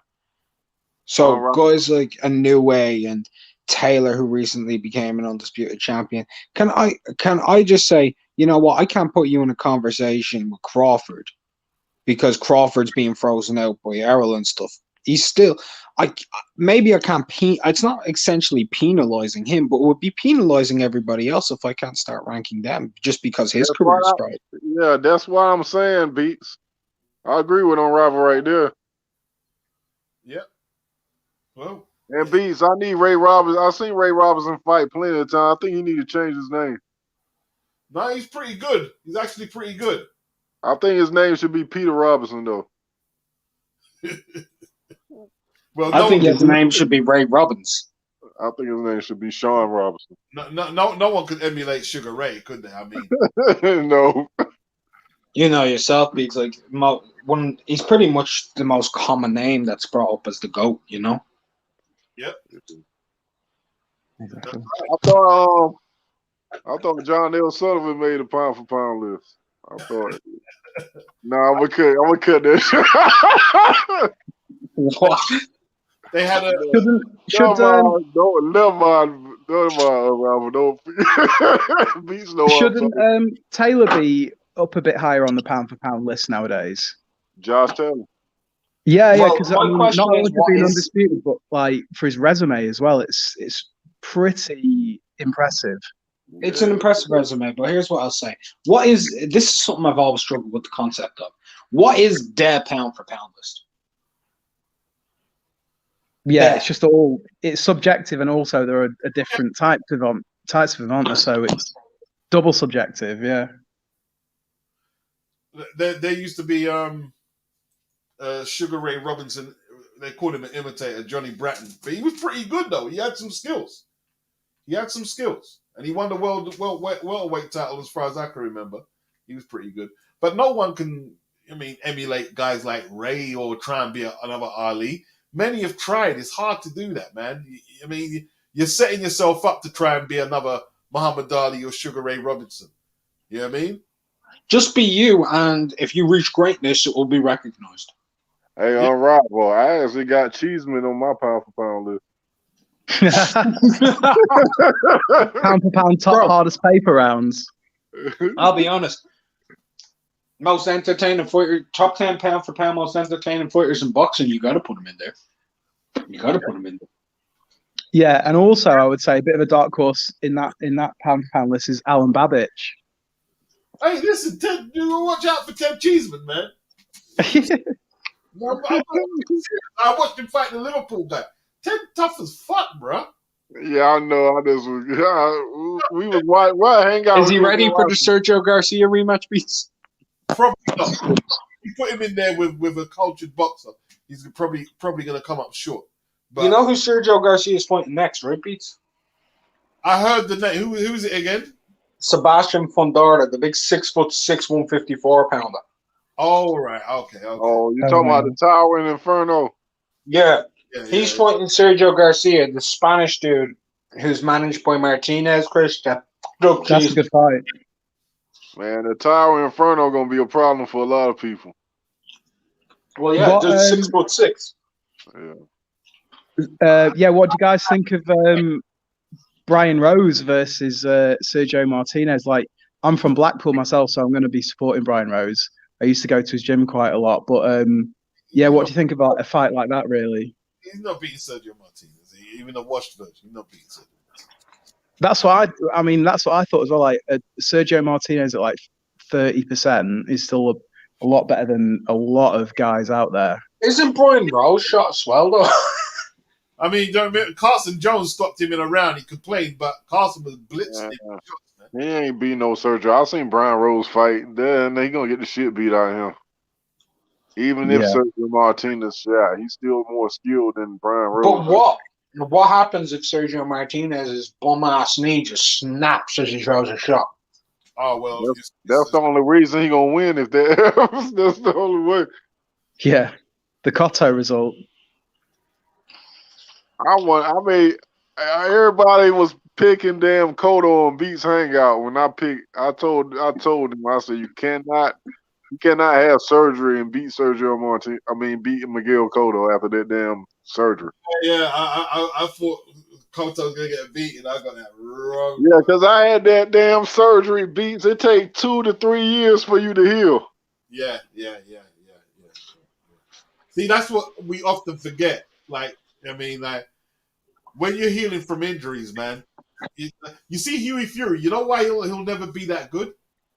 It's because of that illness he had. He's never gonna that illness he had is a serious illness. He's never gonna fully recover from it. Never. Even if he's relatively healthy now, that illness takes something away from your body that it can't get back. Can't get back the years. It would also help if he could torn his hands, mate. Yeah. Yep. It is what it is, man. It is what it is. The most embarrassing loss for a boxer, I think, is when Paulie got beat by Sam. When he went for the 8-punch combination. Oh, that was tragic. Because they've gifted that, haven't they? They've made it into a gift. Beats, remember how he's just going, and he's actually making the sounds, Paul. He's like, and Sam's just looking at him. Me and Beats was in tears when they were fighting. Bro, when I was watching that fight live, I actually fell off of my couch and had to run to the bathroom because I nearly pissed myself. That shit was. That was Paulie's last stand, man. Paulie tried to land everything and rescue the fight, man. He actually robbed Sam, though. He actually robbed Sam one round, and Sam knocked him out in the same round he robbed Sam in. He did rock Sam a little with a couple of the shots, but nowhere near. For the amount of shots he landed, it was like, damn, Paulie. It was sad. It was actually so sad. Like, let's be real. A prime Paulie would have 10-0'd Eggington or something like that. Yeah, he probably would have. Yeah. He's a much better boxer. Like, Paulie can box. He just can't punch. A prime Paulie. Sorry. Stopped him even with busted hands. He would have stopped him. You know why pissed me off though when Paulie beat up Zab Judah like that, Beats. Yeah. Oh yeah. I think with Paulie, it was a bit like sort of what Josh Warrington has right now. It's like if you don't have any power, people can just walk through you. You know, if they can just put up with a bit of the technicality and whatever. Like that's the thing about this Josh Warrington rematch. It's going to be the same thing again because if you don't have power and you don't work on it, then like no one's going to respect you, and you're just going to get steamrolled. I think. You know, I think something is misconceived with the knockout record sometimes and power. I don't think Warrington is actually feather fisted because look at the Selby and Frampton fights. He was legitimately hurting them in that ring, and those two dudes can take punches. It's the reason he didn't stop them, and a lot of guys he doesn't stop. And if you watch a lot of his fights, and the reason he doesn't get stoppages is he's not particularly good at cutting the ring off. So guys, once they start taking a lot of punches, they just run around and they survive, and he takes the rounds and beats them on accumulation. But he doesn't really get the chance to land anything a lot of the time because people are running away, so they're saving a lot of time because he can't cut the ring off. Yeah, for sure. And I mean, and to be fair, even Frampton said he sort of he was surprised by Warrington's power. So I guess he's not a big puncher, but he's got something there. He's not feather fisted. But is he a big enough puncher to keep a tough Mexican off him? Because when I was watching that Lara fight, he was landing punches, and like when you can tell a very hard puncher like this, the punches sound different, they look different. With Warrington, it looked like the opposite. I could really tell his punches they didn't have any steam on them at all. I'll say this. He can't keep him off of him by fighting him up close. He has to learn how to use his feet. That's what he has to learn how to do. He needs to learn how to move. He needs to get in and out and keep turning the dude. He needs to keep turning him on the angles because Lara showed that he's punching completely on straight lines. But maybe I want to see if Warrington could devise a boxing plan and stick to it and outbox this thing. And that's very interesting because it's not like Joshua fight Ruiz. Joshua had advantages, reach, height, and all that. So if he put his tools to work, you could conceivably see that what he did happening.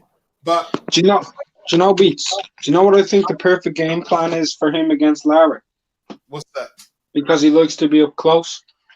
He needs to rewatch his fight with Barry, Kid Galahad, and he needs to watch what Galahad did to him, neutralizing him in the pocket. He needs to learn how to tie up his arms, keep bringing them down, keep himself guarded at the right moments, turn off to the side, double up on the jab, and get out. That's what he needs to do. He has to stop the guy getting off close range. He's got to stop him getting off at close, or he's going to end up on the floor again. Because he was hit with some hard shots, man. Hard shots. And also, to the point of Warrington, you see all these comments like, "Oh, next time it'll be good because he'll have all his fans in the stadium and everything like that." Do you think it's a bit of a detriment if a fighter has to have fans to put on a good performance, or sometimes it can be used as a bit of an excuse, can't it? Oh, there was no fans, so I didn't perform very well. But like the other guy, there was no fans, but the other guy did. He knocked you out. He performed. He performed well. I don't think that's really too much of a problem a lot of the time. Right. And the reason I don't is we all have a different mentality. We all get up for things in different ways. If he needs that, he needs that, right? There's no shame in that. He wasn't the greatest of amateurs, neither was the other dude. But that other dude is used to fighting in front of nobody in little small shows out in Tijuana with maybe 100 people in the building at most. He's never been in front. What happens if you put that lad in front of 30,000 Yorkshiremen? What happens? Here's the thing. That guy would be interesting, yeah. That guy never co-signed Lara as a puncher. He was co-signed. Like the heads up was there. He was co-signed by a world champion. I was like, I looked right before the fight happened, Beach, right? And I saw Navarrete say this guy can bang. And I know that they're from the same gym. I'm like, is he bigging up his sparring partner or is he telling the truth? He was telling the truth. And he was telling the truth. And that's sometimes you overlook that. Oh, well, your sparring partners are in the same gym. All this. Navarrete literally was telling, like, he gave a big heads up. Hey, yo, be on your P's and Q's. He'll knock you out. Yeah. And if there's one thing that keeps happening at the moment, it's Eddie Hearn bringing over Mexicans to beat our fighters. It seemed to happen every other week. Oh, Eddie Hearn's being genius right now. Like, let me break this down. I don't know how many people have really looked into it too much, but Eddie, Beats, you've noticed that, I'm sure. Eddie's taking options on fighters, and he's taking these guys over to the UK or whatever. And this was during while he still had the Sky contract and moving to the zone.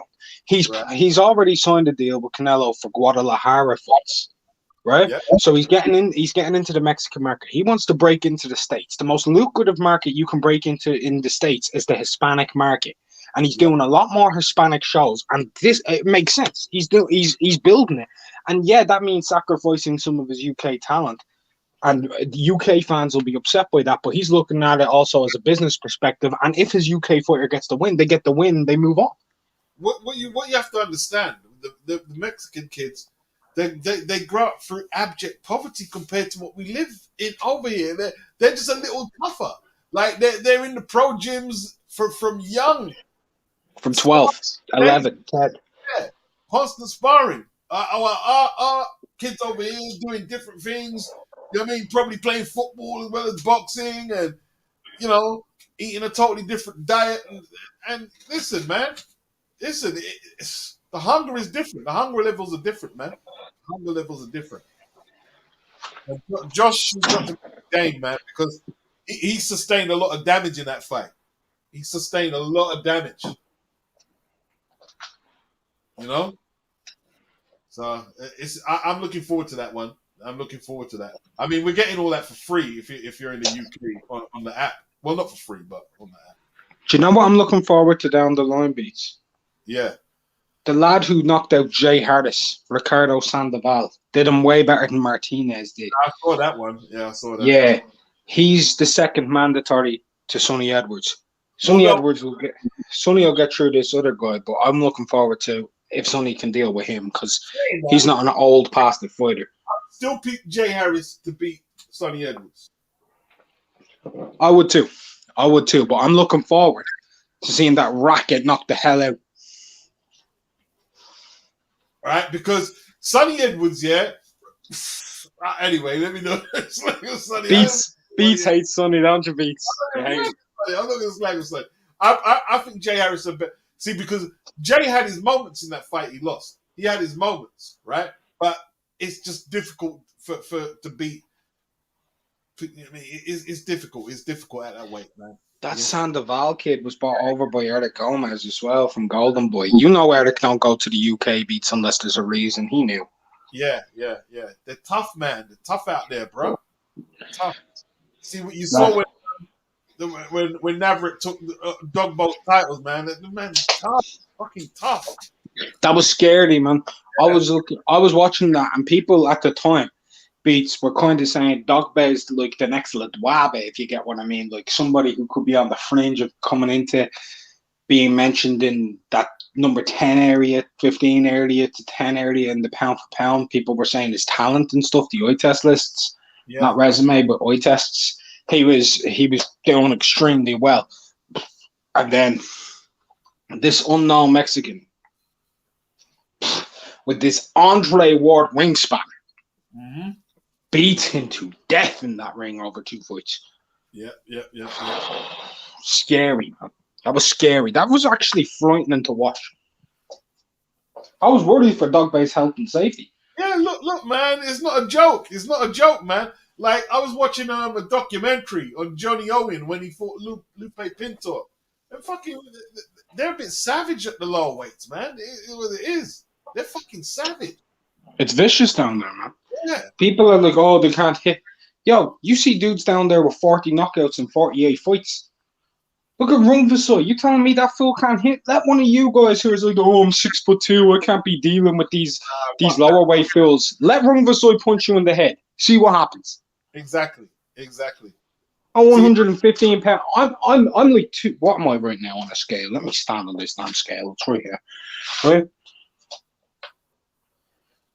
Look, I'm 18 stone 8 right now, standing on the scale. Rung Vissoy punches me in the head. He's gonna pick me up. I don't want to get hit by Rung. I don't care how small they say it. You know what I mean? I don't want to get hit by that, bro. See, I've heard people online, not boxers. Yeah, Pacquiao, fuck him up. No, you wouldn't, bro. Do you remember when Lopez said he'd knock out Chocolatito? Yeah. You know what I mean? I can understand the thinking they beat the little guy, but Pacquiao's a little guy. But listen, Pacquiao would beat up most men on the street, bro. In a street fight, he'd batter them. He would batter them. You know what I mean? Pacquiao snap with bare knuckle. Think about it. It's bare knuckle on the street. He'd snap your face. There'd probably come a point though, if you start getting to the 6'3", 6'4" guys, he's gonna struggle probably a bit more. Yeah, if they grab a hold of him and start bear hugging him. That's what I'll do against a little guy. People, if a little guy's pointing me, he's going to want to take my legs. If I'm pointing a little guy, I'm going to want to get him as close as I can, squeeze him into a bear hug, and put him in a guillotine. Yeah. See, them guys are used to street fighting in the ring. You know, Will Stokes says, yeah, Katie Taylor would spark most guys in a fight. That's the truth. Well, if it came to a stamina thing, then you'd be in trouble. You know what I mean? Because, you know what I mean? If you couldn't hurt her, then you could end up taking some licks. Yeah, of course you could. Of course you could. You know? Look, if you hit her hard enough and you're a big enough guy, you'd probably murder her. But if you don't land on her because you're slow and she's been using her head movement left, right, and you're trying to chase her around, she's bouncing around, you start getting tired, and she's like, she's going to die by a death of 1,000 cuts. Who likes that fight, Lomachenko versus Comet? He hasn't. Comey hasn't got a chance because his footwork is just not going to be able to keep up with Lomachenko. But he got a puncher's chance. He's got a puncher's chance. For anyone else in the division, that's a competitive fight. But for Loma, that's just easy work, isn't it? Tells you how good he is. That tells you how good he is because he's going to see everything coming from Comey. But I admire Lomachenko for taking the fight. You can't hold him against him because he's That's a top lightweight, man. That's top gonna lightweight. look like the X-Men fight if he fight Lomachenko. I don't think Comey would quit though. Yeah, I think he will after he. He might do. I don't think if Loma goes in with the same mentality he had against Nakatani, he might not have to quit. He might get stopped, man. Because he was aggressive in that fight. Very aggressive. He was snapping his head all around that ring, Beats. His neck was flying everywhere. He was like a bobblehead. Hey, Beats, I watched that Teofimo in the later rounds. Loma was starting to kick his ass, Beats. Nah, he was complaining to the referee and everything. Loma lost that fight, man. You know, I say he lost. I said in the later rounds he was starting to come on. I don't know. Tio hurt him pretty bad in the last round as well. So, I mean, he lost that fair and square. But yeah, he lost. I had him losing. You saw what Tio done to Comey, though. Yeah, he put him to sleep. But I don't expect Loma to do that because that's different, you know, different styles, different power regime, all that stuff. But he could potentially go in there and mess about and just beat up Comey for 8-9 rounds, and the referee will have to put an end to it. You know what I mean? Yeah. But if Loma does something like he did with Linares, or even against Nakatani, he got caught with a couple of short lefts. Now, I'm not saying a lot, but I think short left hooks in that division, Comey is up there for the short left hook. He's up there. That short left hook is fire from Comey. Hits like a train. Hey, listen, man. Like, Comey got rid of Marinez, who outclassed Rolly, but then again, I mean... hold on, Beats. Did you see Rolly versus Yiggit? Yeah. Yeah, what you think of Rolly's stance? Well, you know, Rolly just, I mean, he's hustling, isn't it? He's selling merch, really, isn't he? Rolly fights, Rolly literally fights the exact same way David Hay did in the 7th, after his Achilles stopped against Bellew. Fights the exact same way. As a David Hay with a snapped Achilles throwing haymakers.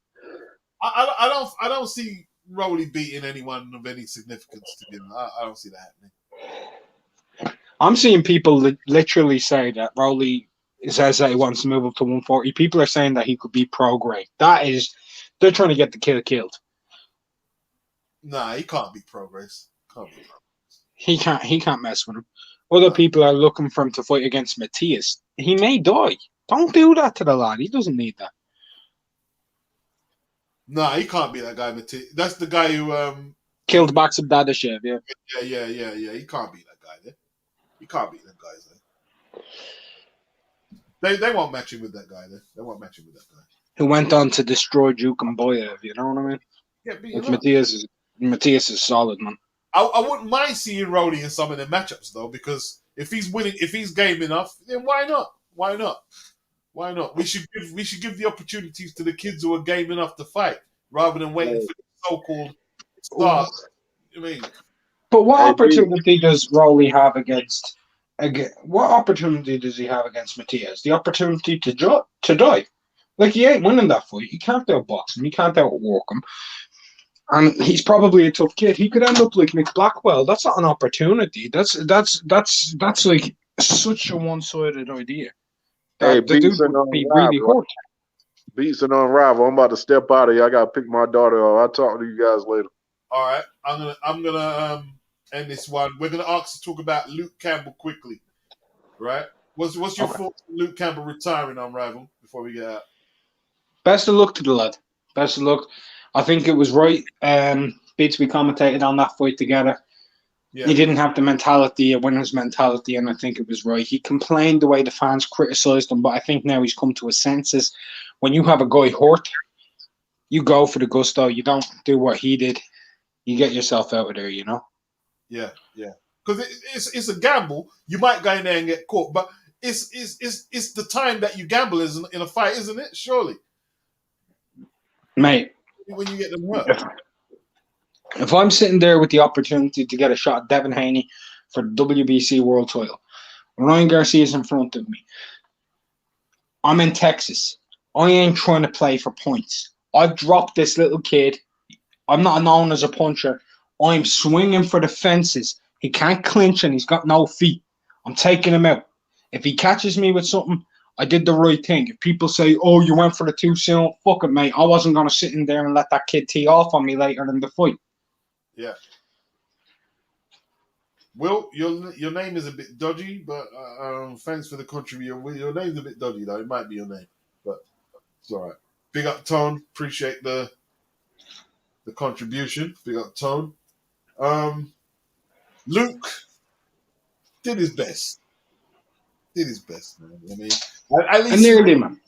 Yeah, nearly, man. Hopefully, listen, he's got a few businesses out of it, though. The Olympic gold medalist, he's had some good fights. And hopefully he's got out with enough of his brain cells intact and he can enjoy his family and his life. And between the Ryan Garcia fight and the Lomachenko pay-per-view, he's probably made a couple million quid for himself as well. He's probably still got all of his faculties intact.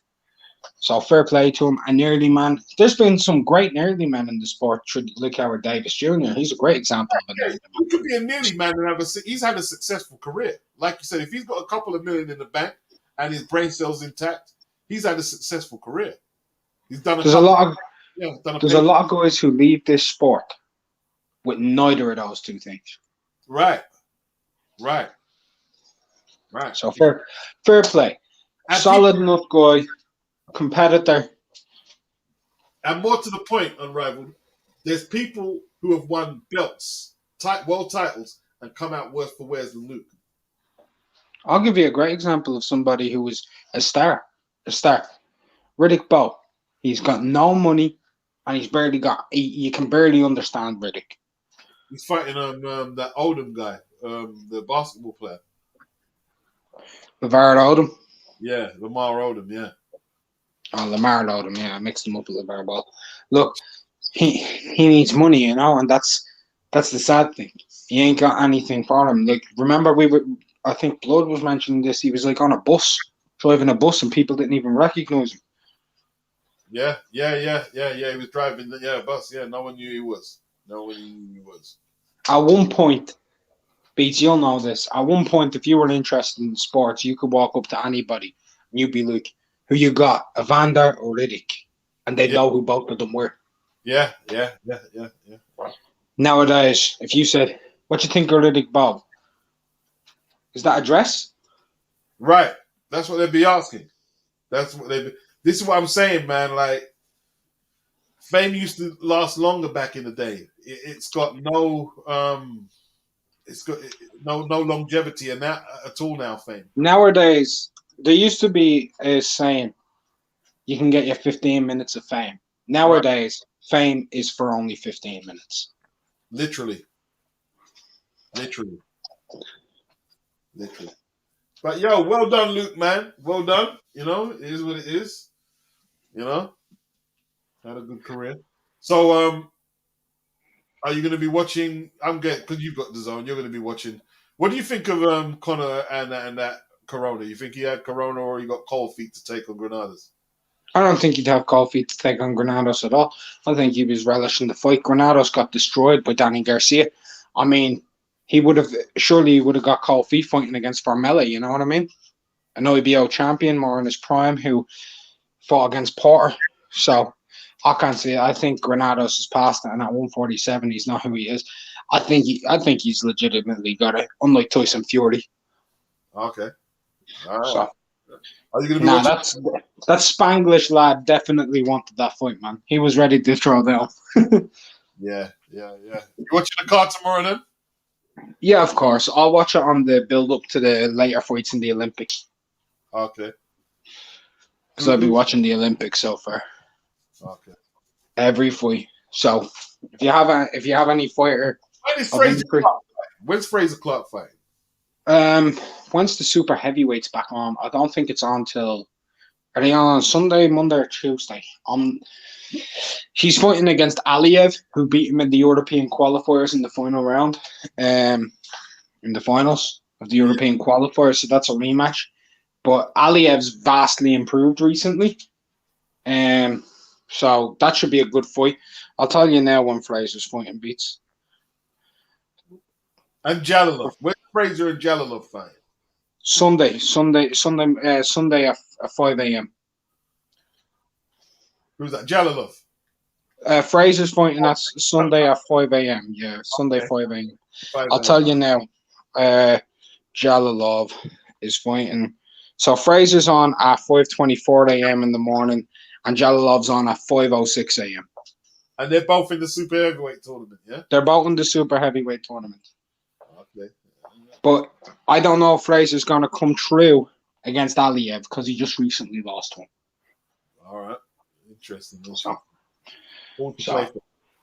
All to play for. All right, I'm Rival.